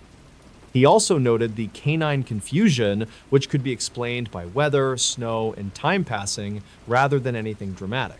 State records show the search cost exceeded early estimates, and it prompted new protocols for quick aerial requests. Naomi returned to her routine, but archived notes from her station mentioned she asked for extra rope training afterward. Some locals claimed Tyler's survival was luck so extreme it felt like cheating, but investigators never used that language. They simply recorded that a man disappeared, and 6 days later, he was found alive under a garage. Months later, the county file was closed, with the simplest official summary, yet the details kept circulating because they resisted easy belief. It was documented that Tyler left his truck during sleet, traveled through dangerous ravines, and became trapped in a sealed storm cellar. It was documented that he survived on limited air, cold, damp ground, and whatever water he could reach, though sources differ on how. It was documented that searchers were within shouting distance at times, yet nobody heard him and nobody saw signs. Records conflict in small ways, like exact times and exact phrases, but the core facts remain consistent across reports. The story stays scary because it suggests how close ordinary life can get to invisible danger without warning and without witnesses. It stays unbelievable because it was, reportedly, completely true somehow. Science can't explain this. On a cold October night in Tal County, New Mexico, 3 strangers heard the same sound and reacted differently. Reportedly, it was a low, steady note that seemed to come from everywhere and nowhere. Dispatch logs show multiple calls within 14 minutes, each caller using nearly identical language. Investigators never confirmed a single source, and the reports kept multiplying for weeks. By the time state records noted the pattern, the town was already splitting into believers and skeptics. Maya Rios was 29, an environmental engineer visiting Taos for a short contract on groundwater monitoring. She wasn't looking for mysteries, she was there to sample wells and file compliance notes. Elias Mercer was 41, a telecom technician from Albuquerque sent to check intermittent signal complaints. Jonah Klein was 34, a deputy with the Taos County Sheriff's Office, working nights and training a new dispatcher. None of them knew each other when the first calls came through, but their names appeared together later. The earliest entry sits in a county file from 2009, stamped but missing a signature page. It describes residents hearing a persistent tone near the outskirts with no listed equipment failures. Archived notes mention a school counselor logging sleep complaints among teenagers, then crossing out the same lines. Records conflict on whether a public meeting happened that winter because minutes appear without an agenda header. One local paper reportedly ran a short item, yet the clipping in the county archive has no date printed. The file ends abruptly, as if someone stopped collecting the reports mid-sentence, but the pages are clean. In 2011, the complaints returned, this time with more detail and sharper fear. Dispatch logs describe callers who said the sound presses on the chest, then adds a faint vibration. A paramedic noted elevated blood pressure in 3 patients, though the charting system shows only 1 official transport. A doctor later told an investigator that anxiety can mimic physical symptoms, and he wouldn't assign a cause. Some locals claimed it was new construction, yet permits in state records don't match those weeks. The data didn't line up cleanly, and the uncertainty settled into the story itself. By October 2019, Maya's contract brought her to a cluster of private wells south of town. Her job required quiet mornings, but she kept hearing a tremor under ordinary noise, like a refrigerator starting up. She wrote it off until one evening when the hum stayed constant even after she shut off every appliance. Elias was chasing a different problem because several customers reported dropped calls and distorted audio. He found nothing wrong with towers, but his portable spectrum meter showed spikes that didn't repeat reliably. Jonah's dispatcher logged the first complaint at 9:12 p.m., and then the board lit up. The callers weren't describing music, and they weren't describing voices, they were describing pressure. One man said his dogs hid under a bed and refused treats, and he sounded embarrassed on the line. A woman claimed her windows seemed to flex, but Jonah's patrol car found every home intact and calm. Another caller said he heard the tone only in one room and then it followed him outside. Investigators never confirmed that detail because each account shifted slightly when retold. Still, the timestamps in dispatch logs show the same surge, rising and dropping in waves. Maya started recording short audio clips on her phone, trying to catch what her ears insisted was present. The recordings sounded normal, which made her feel foolish, yet the sensation returned the moment she stopped listening.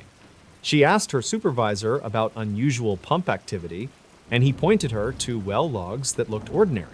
A lab report on her samples came back clean, but she noticed the technician had scribbled noise in the margin. Maya didn't know if that meant literal sound or just data variability, but it stayed in her mind. She kept her notes factual because that was what her job demanded. Elias approached it like interference because he'd spent 2 decades chasing invisible problems for paying customers.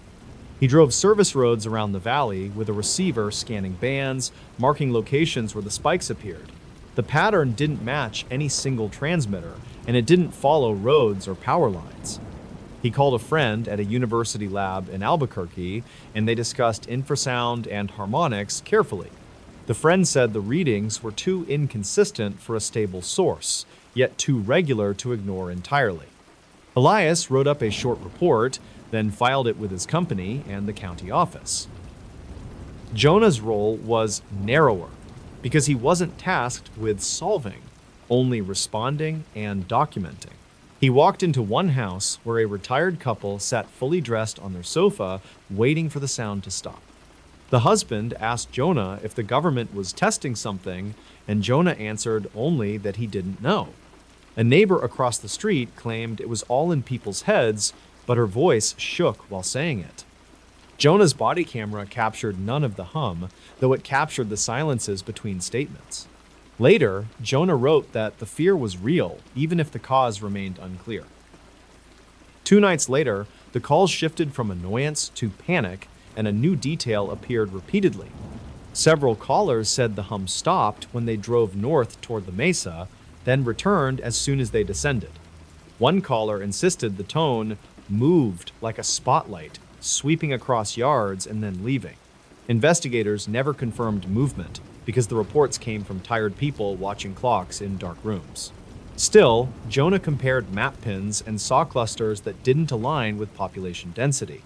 Records conflict on whether patrol units heard anything because one report says yes and the next says no. The inconsistency didn't end the calls, it fueled more. A county commissioner requested help, and a small team assembled with limited authority and fewer resources. State records show a request for technical assistance, but the response letter is missing from the scanned packet. An engineer from Santa Fe reportedly visited for one afternoon, collected measurements, and left without public comment. Archived notes from the county clerk mention complaints about vibrations in the building's foundation, yet maintenance logs show no follow-up. Some locals claimed they saw unfamiliar trucks at night, but no plate numbers were recorded. The investigation became a patchwork of fragments, each piece shaped by whoever held it. Maya met Jonah by accident at a gas station because both had slept poorly and both were buying coffee before sunrise. Jonah recognized her from a previous call because she'd phoned in a measured report and refused to speculate. She told him about her recordings, and he told her about the map clusters and the repeated phrases. They agreed to compare notes without framing conclusions, because neither wanted to be responsible for rumor. Later that day, Maya called Elias, whose number she found in a county contact sheet. Elias answered cautiously, then agreed to meet at the public library, away from the noise. At the library, they spread out printouts, keeping voices low while other patrons watched with quiet interest. Elias showed his meter logs and his plotted spike points, which didn't match the cluster Jonah had. Maya showed water sampling schedules and wind direction notes, though she admitted they were probably unrelated. They noticed that many calls began around the same time, yet not every night followed the same script. Jonah pointed to dispatch logs where callers described nausea, while medical reports listed mostly stress complaints. Records conflict on how many people sought treatment because clinics coded visits differently across systems. Nobody could claim a clean dataset, and everybody knew it. They decided to do something simple, a night drive with deliberate stops and written timestamps. Jonah borrowed a county vehicle, Maya brought a handheld decibel meter, and Elias brought his receiver and battery packs. They picked locations based on calls, not folklore, and they avoided private driveways to stay lawful. At 10:04 p.m., they stopped near a dirt turnout, and each person listened in silence for 3 minutes. Maya felt a pressure behind her eyes, Elias watched his meter flicker, and Jonah heard nothing at all. The disagreement didn't feel dramatic. It felt like a problem refusing to sit still. At 11:18 p.m., they stopped again near a dry arroyo, and this time, Jonah said he heard a faint tone. Maya heard it too, but she couldn't tell if it was sound or expectation catching up with her nerves. Elias's receiver showed a spike, then dropped away, then spiked again without any stable pattern. They wrote down what they experienced in plain language, then moved on without arguing. 10 minutes later, the tone seemed gone, yet Maya still felt the vibration in her chest. In the distance, a dog barked once, then stopped. Around midnight, they pulled into a small overlook and watched the valley lights, trying to reset their senses. The hum returned in short pulses, and Maya noticed her decibel meter didn't register an obvious rise. Elias adjusted filters and gained a cleaner readout, but the frequency shifted slightly each time he captured it. Jonah radioed dispatch to check the call board, and the dispatcher said 3 new complaints arrived within the last 5 minutes. Reportedly, one caller claimed his smoke alarm chirped in rhythm with the tone, though no officer confirmed that. Jonah logged the detail anyway, because he was trained to log what was said, not what was proven. The night ended with more questions than measurements. The next morning, Jonah filed his report, and it joined the growing stack in the county office.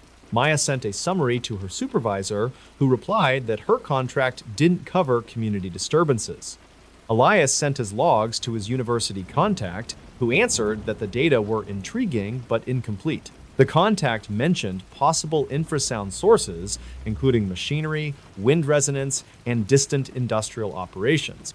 He also warned that human perception can lock onto patterns under stress, then amplify them socially. That explanation felt plausible, yet it didn't explain why Jonah sometimes heard the tone and sometimes didn't. Science offered frameworks, but no single fit. Within days, the town's conversations shifted toward blame, because uncertainty rarely stays neutral for long. Some locals claimed it was a new utility project, though project timelines in state records didn't support that. Others blamed tourism, saying outsiders brought attention and hysteria, but the earliest county file from 2009 predates that surge. A few insisted it was military activity, yet base officials reportedly denied operations in the area during those nights. One radio host suggested secret tests and then had to retract after a complaint letter reached his station manager. Records conflict on how that retraction was phrased because 2 recordings circulate with different endings. The story kept splitting into versions. One evening, a resident named Kara Brenner reported a crash near her home, followed by a sudden silence. Kara was 32, a night auditor at a motel, and she said she'd heard the hum for weeks. Dispatch logs show her call at 9:47 p.m., describing a dull impact and then a lifting sensation in her ears. Jonah responded and found no wrecked vehicle, only fresh tire tracks near a cattle guard. The tracks ended at the roadway as if the car had turned around cleanly and left. Investigators never confirmed Kara's crash claim, but her report became a hinge point for later rumors. Maya went to Kara's motel the next day, not as an investigator, but as someone who wanted consistent detail. Kara described the sound with steady words, and she didn't drift into dramatic imagery. She said the hum seemed stronger near metal fixtures, but she admitted that might be coincidence. Maya asked about stress and sleep, and Kara acknowledged she was exhausted and drinking more coffee than usual. Even so, Kara insisted she could distinguish her own fatigue from the physical pressure she felt. Maya recorded the interview as written notes only because she didn't want to stage anything. The notes later appear quoted in archived notes, though the folder doesn't include Maya's signature line. Elias tried a different angle, focusing on the telecom complaints that had started the month. He reviewed customer trouble tickets and found that many described brief distortions at the same hours as hum reports. A few customers said voices sounded delayed, like an echo, though recordings rarely captured it. He checked ground connections at a small relay site and found corrosion that could cause intermittent issues. The repair improved call quality for some, but the hum reports continued unchanged afterward. Elias documented the repair anyway because partial fixes still mattered. The overlap between hum and telecom issues remained suggestive, not decisive. By early November, county officials requested a public meeting and attendance overflowed the room. Jonah stood near the back, watching faces rather than listening for the hum. Maya sat with her notebook and wrote down statements without marking them true or false. Elias presented a short slideshow, but the projector failed twice, and the room grew impatient. People demanded explanations, and when none arrived, they offered their own, louder and sharper. Some locals claimed they heard the hum inside the meeting, while others mocked them openly. The split hardened, and the hum became more than a sound, it became a test of belonging. After that meeting, an anonymous packet appeared in the county mailbox, containing photocopies and a handwritten cover note. The copies included an older memo that matched the county file from 2009, plus pages labeled supplement in block letters. The handwriting claimed a private contractor had logged unusual readings, then been told to stop collecting data. Investigators never confirmed the contractor's name because it was smudged and the envelope had no return mark. State records show no contract matching the described scope, yet absence in records is not proof of absence. Records conflict again because one clerk logged the packet and another said it never existed. The packet vanished from the file room within 48 hours. Maya, Elias, and Jonah met again, this time in daylight, trying to keep their focus on what could be verified. Jonah said the missing packet bothered him more than the hum because missing paperwork creates fertile ground for bad assumptions. Maya agreed, noting that even routine documents can be misplaced, yet the timing invited suspicion. Elias suggested making their own archive, copying every public record they could access, then storing duplicates separately. They spent a weekend scanning dispatch logs, meeting minutes, and complaint summaries, organizing them by date. The work felt clerical, but it reduced the fog, one page at a time. Still, gaps remained where the narrative should have been continuous. The hum began fading by late November, and the calls slowed until dispatchers stopped mentioning them at shift change. Some residents said it ended after a storm, others said it ended after a repair crew visited, and nobody could prove either. Maya finished her contract and left town, her final report containing no mention of the hum beyond a short personal log. Elias returned to Albuquerque with his equipment, his files labeled carefully but never published publicly. Jonah kept working nights, and he still flagged certain calls when a familiar phrase appeared. Years later, when someone requested records, the county produced a thin folder with missing weeks. Science can explain many things, but this one lived in the gaps between data, testimony, and time. Experts were confused. A cold dawn settled over Flagstaff, Arizona, when dispatch logs recorded 3 calls that didn't match any ordinary pattern. Mara Ellison was 34, a county paramedic, and she started her shift expecting routine chest pains and winter car wrecks. She'd been assigned to Station 4 because staffing was short after a storm 2 nights earlier. Her first page came from a grocery parking lot on the east side, reportedly involving a man who couldn't say his name. When Mara arrived, he stood barefoot on salted pavement, shivering, and he kept asking what year it was. Officers noted he carried no phone, no wallet, and no visible injuries, besides small cuts on both palms. State records show the man was later identified as Nolan Briggs, 29, a graduate student from Tempe who drove north to clear his head. He told responders he had planned a solo hike near the San Francisco peaks, then a quick return to campus. Archived notes from the hospital intake describe him as alert, polite, and unable to recall the previous 12 hours. Mara checked his pupils, asked about drugs, and watched his answers circle back to the same empty space. He reportedly described a humming sound, then silence, then waking up under a streetlight without shoes. County file from 2009 includes a similar description from a different patient, filed as exposure unknown. Before Nolan could be moved upstairs, a second call came in from a roadside pullout south of town on Highway 89. Dispatch logs list a disoriented female, possible hypothermia, and the timestamp sat only 18 minutes after the first. The woman was found seated in gravel, hands held out as if waiting for cuffs, and her jacket was turned inside out. She identified herself as Jenna Pike, 26, a seasonal hotel clerk, and she said she'd been driving home from Williams. Officers observed a strong chemical odor on her clothing, though no spilled container was located nearby. She kept repeating that her car lights had gone wrong, then everything outside the windshield turned white. Mara reached that scene after handing Nolan off, and she noted Jenna's skin was cold, but her core temperature didn't fit the complaint. The ambulance monitor showed stable oxygen saturation, and her heart rate stayed elevated without the usual tremor pattern.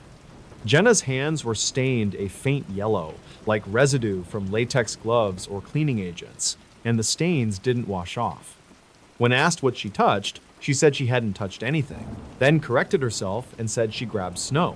There was no snow at the pullout, only damp sand and thin ice in shaded spots. A trooper's report later stated Jenna's car was found 1 mile away with the driver door closed and the keys inside.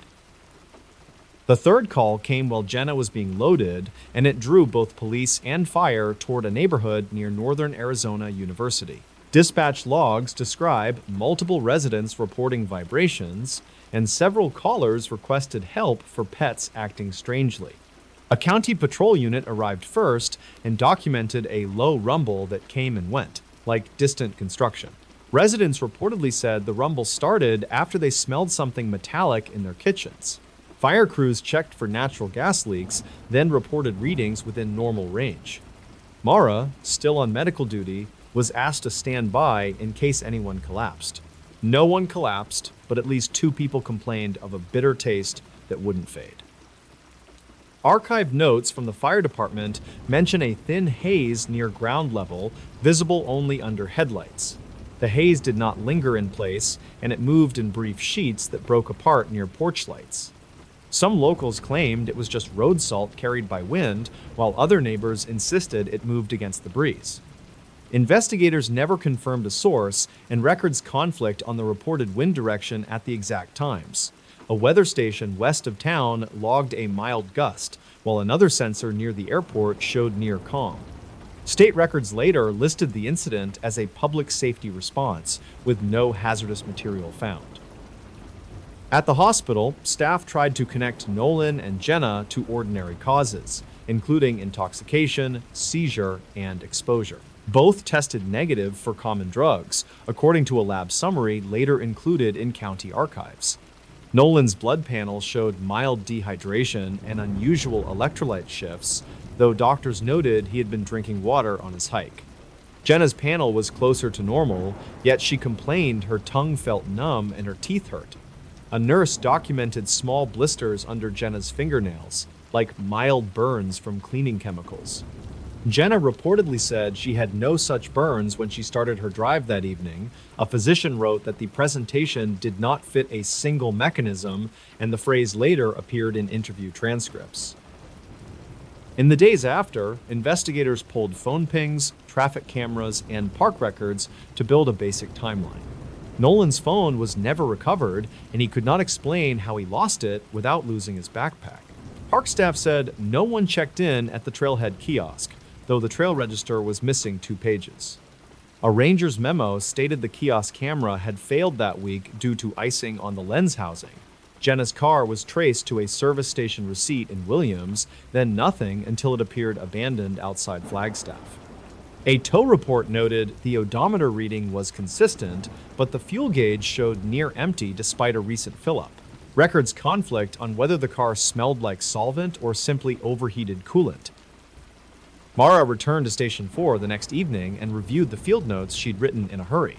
She had recorded that Nolan's palms were cut in parallel lines, like he'd slid down rough wood or grabbed a fence. She had also written that Jenna's jacket seams were torn in 2 places, as if caught on a branch.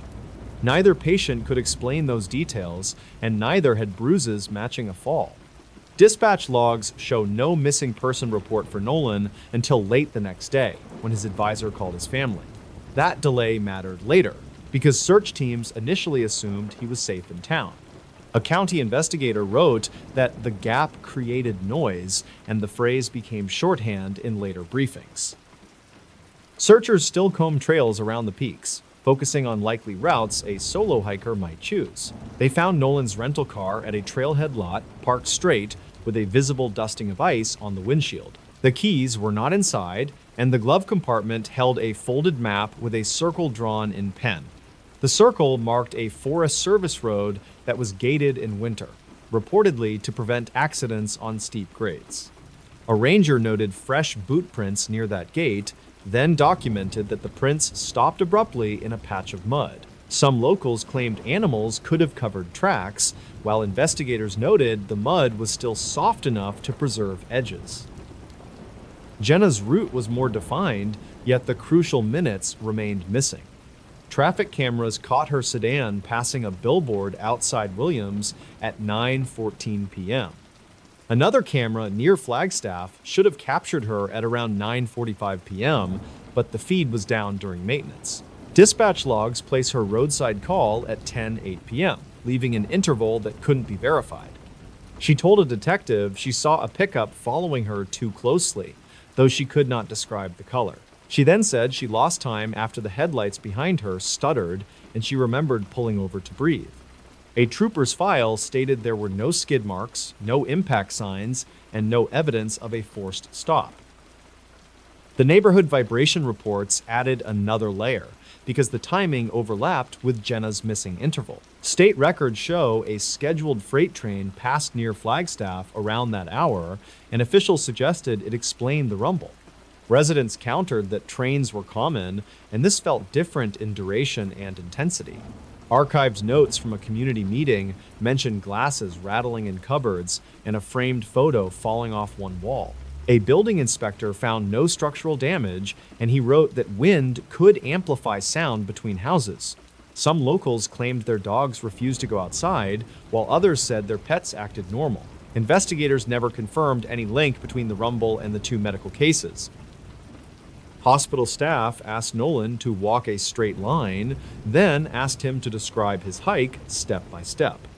He could describe the first portion clearly, including the cold air and the switchbacks. Then his account broke off. He reportedly recalled stopping near a dead snag to adjust a strap, then hearing a sharp click. He said the click sounded like a small rock striking glass, and he remembered covering his face. The next thing he remembered was a yellow porch light and the taste of blood from his lip. A doctor documented that his lip was not actually split, and the note added to the confusion. Jenna's interview followed a similar pattern, with vivid detail at the edges and emptiness in the middle. She recalled the radio playing softly, then said the station turned to static without her touching anything. She said the air inside the car became dry, then corrected herself and said it felt like dust. She reportedly saw a bright shape near the tree line, though she insisted it was not an animal. When asked to draw the shape, she drew a simple line, then stopped and said her hand hurt. A nurse noted that Jenna's fingertips were sensitive to pressure for several days afterward. Investigators collected Jenna's clothing and ran a basic chemical screen, according to state lab correspondence. The screen detected trace cleaning compounds consistent with household products, but not at levels considered dangerous. That result did not match the odor described by officers at the scene, and records conflict on whether the odor was strong. One report suggested the smell came from a nearby trash bag, while another stated there was no trash at the pullout. Archived notes include a comment that odor is subjective, and the case file later cited that line. Jenna's yellow stains were tested and showed mild fluorescence under certain light, though no clear contaminant was named. The lab summary concluded with a recommendation for broader testing that was never funded.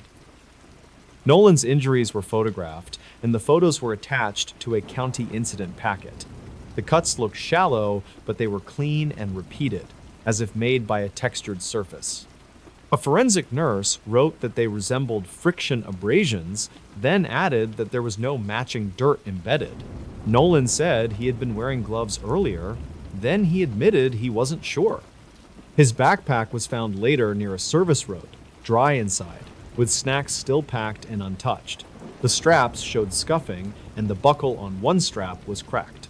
A ranger's note stated that the pack's position did not fit a simple drop, though no alternative was confirmed. During the week after the incident, Flagstaff clinics received a small increase in vague complaints. Dispatch logs reflect several calls for dizziness, headaches, and nausea, mostly clustered in the same 2 zip codes. State records include a brief public health inquiry that reviewed water systems and found no contamination.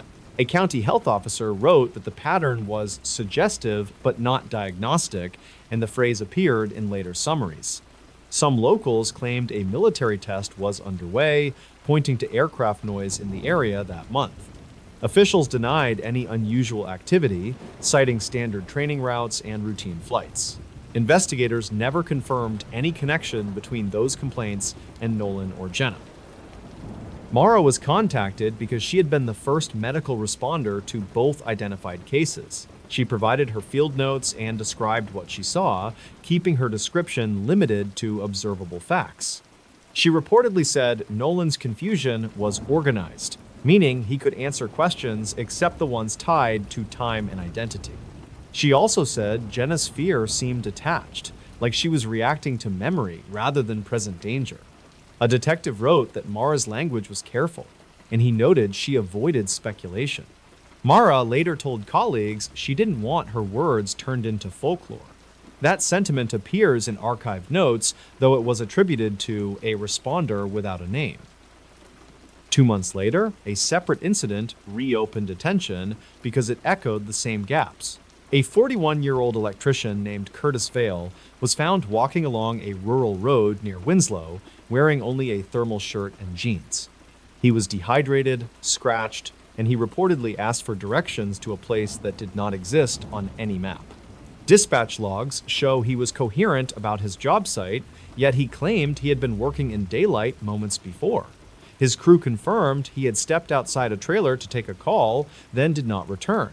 A supervisor filed a missing person report within an hour, and that prompt action created better records. State records show Curtis's phone was recovered on a table, screen uncracked, with the battery drained to 0. Curtis said he remembered a smell like hot plastic, then a sudden pressure in his ears. He described a brief sensation of being underwater, then standing in darkness with wind pushing him. When a deputy asked how long he walked, Curtis said maybe minutes, then admitted it could have been hours. His boots were intact, yet his socks were wet, and there was no matching creek crossing near his recovery site. A county investigator compared the description to Nolan's humming and Jenna's static, then wrote that similarities could be coincidence. Archive notes show the investigator requested satellite imagery for the evening, but the request was denied due to cost. Some locals claimed Curtis had wandered after drinking, but toxicology later showed no alcohol. Investigators never confirmed what caused his disorientation. The 3 cases were not officially linked, yet they traveled through the same small network of county officials. A shared folder, referenced in a later email log, collected dispatch times, witness statements, and lab summaries.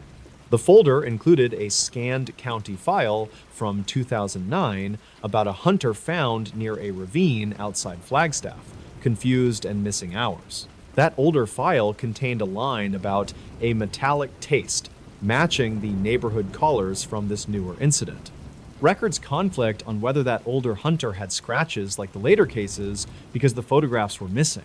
Investigators never confirmed why those photographs were missing, and the file remained incomplete. A supervisor wrote that older archives were damaged in a flood, which matched maintenance records from the county basement. Public attention stayed low until an online forum posted excerpts from a redacted report. The excerpts were real, according to a later county statement, but the context was missing. Some locals claimed the county was hiding a hazard, while others said it was a normal process to redact medical details. A reporter requested full documents under state law, then received a limited packet with heavy blacked-out sections. Archive notes from the reporter mentioned that timestamps were clear, but names were removed, leaving only the outline of events. Investigators never confirmed whether the redactions were chosen for privacy or to avoid liability. State records show the inquiry closed quietly without a public hearing. The lack of an official narrative left room for competing stories. Nolan returned to campus and tried to rebuild his missing day through receipts and messages. He found a sent email to his advisor, timestamped 11:02 p.m., containing only a blank subject line. He could not remember sending it, and metadata showed it came from his phone, not his laptop. His bank record showed a small purchase at a gas station in Flagstaff at 10:41 p.m., yet he was in an ambulance then. Records conflict because the station later said the time on their register was wrong after a power flicker. Investigators never confirmed whether the purchase was Nolan's card or a delayed processing event. Nolan reportedly began carrying a paper journal, writing down times and places to anchor himself. His therapist's notes were not released, and officials cited privacy.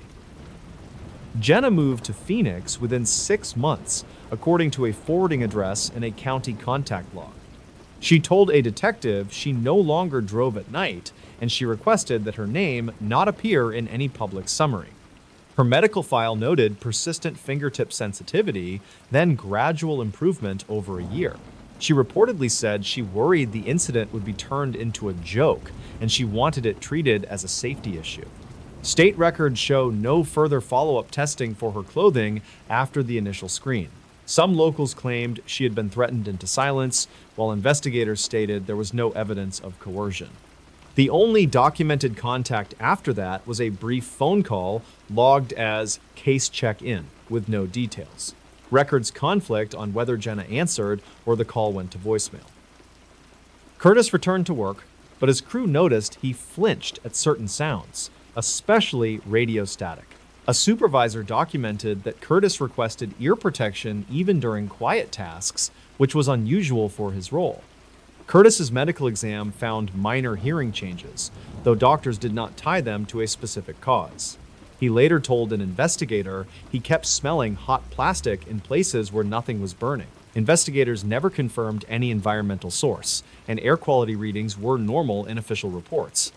Some locals claimed the smell suggested electrical arcing, while inspectors found no damaged lines near the recovery road. Archived notes show the county contacted the power company, then received a letter stating no abnormal faults were recorded.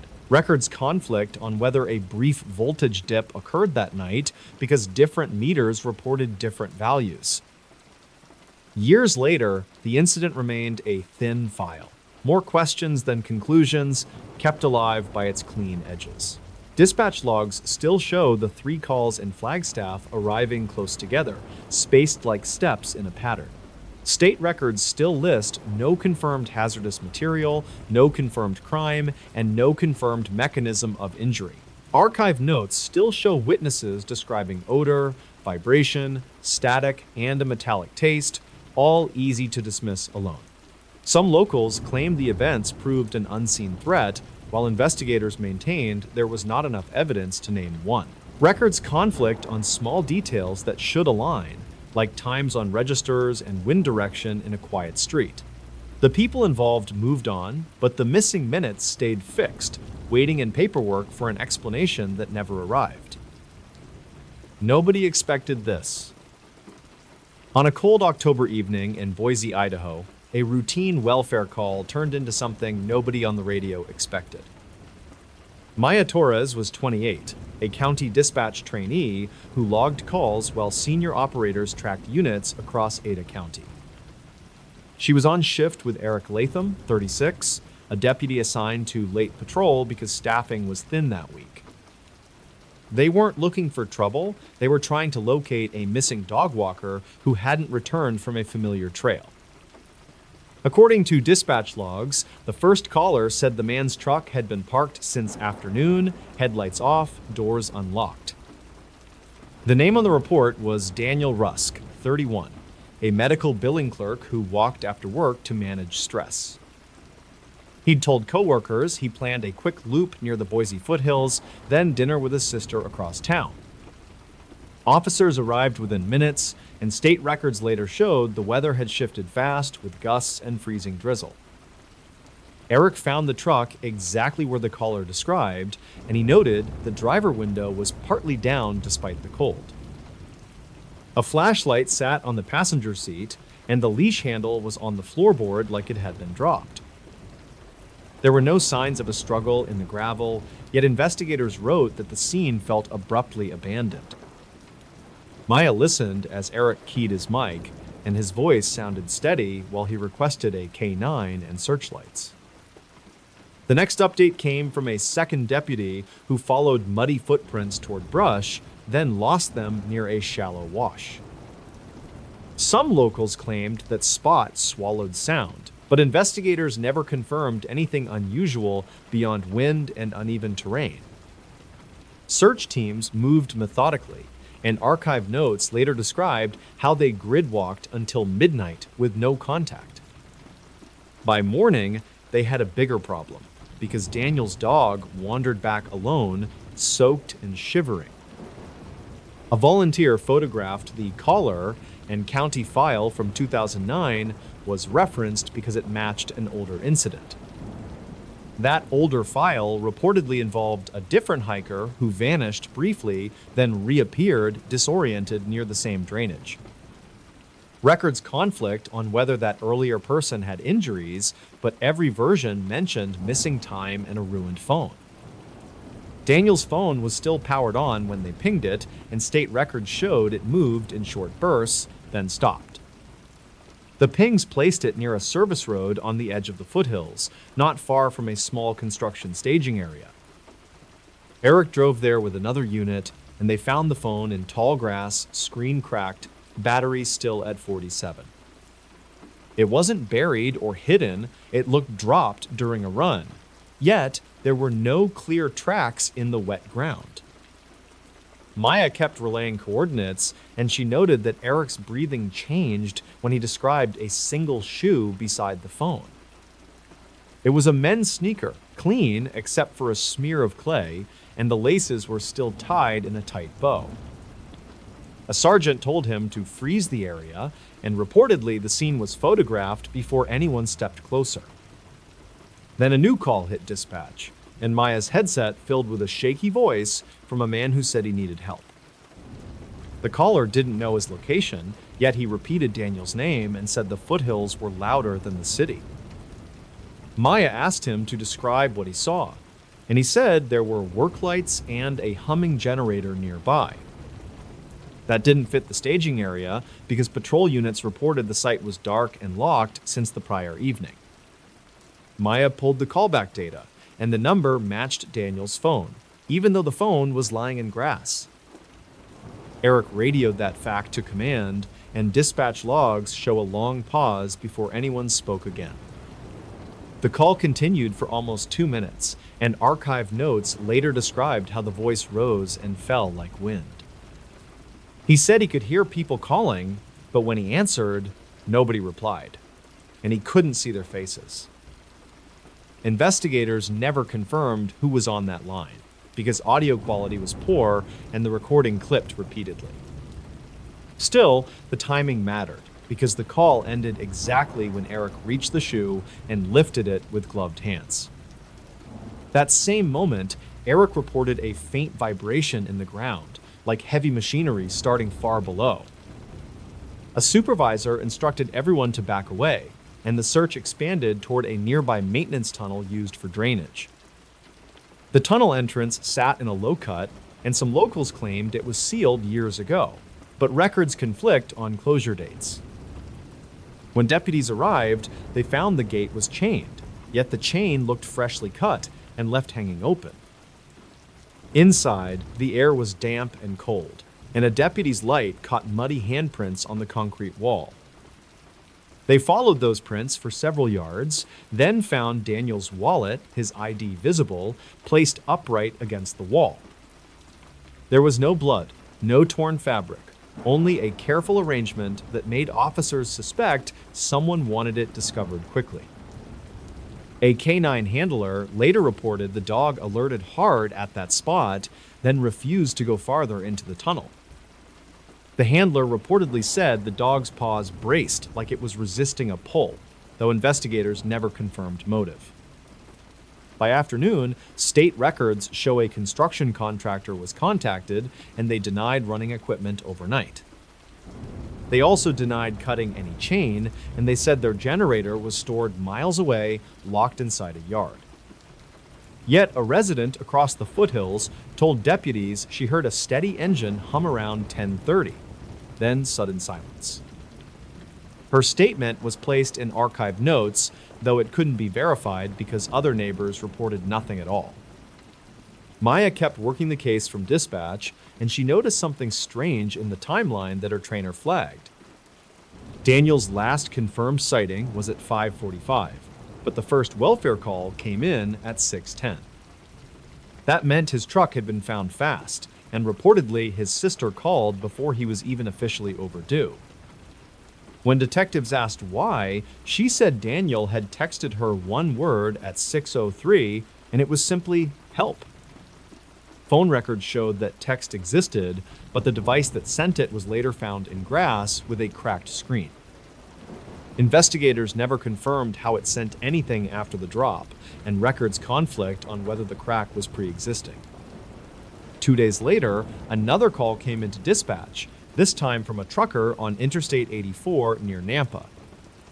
He reported a man in one shoe was walking along the shoulder, waving like he didn't understand the traffic speed. Deputies responded, but by the time they arrived, the man was gone, and only a damp sock lay near the rumble strip.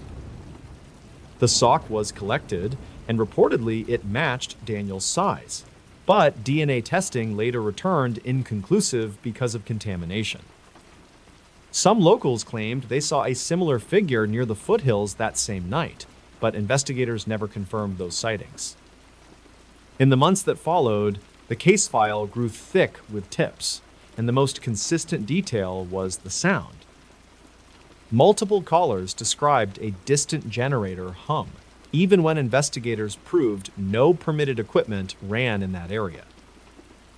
A county file from 2009 was reopened, and archive notes showed the earlier missing hiker mentioned humming too. That hiker had written in a statement that the hum stopped the moment he found his own wallet placed where it shouldn't be. Daniel Rusk was never found, and state records list him as missing with no evidence supporting foul play or an accident. But the dispatch recordings remain, and anyone who hears them notices the same quiet detail that made Maya go still. Right before the final call drops, a second voice seems to whisper Daniel's name. Then the line goes dead in silence.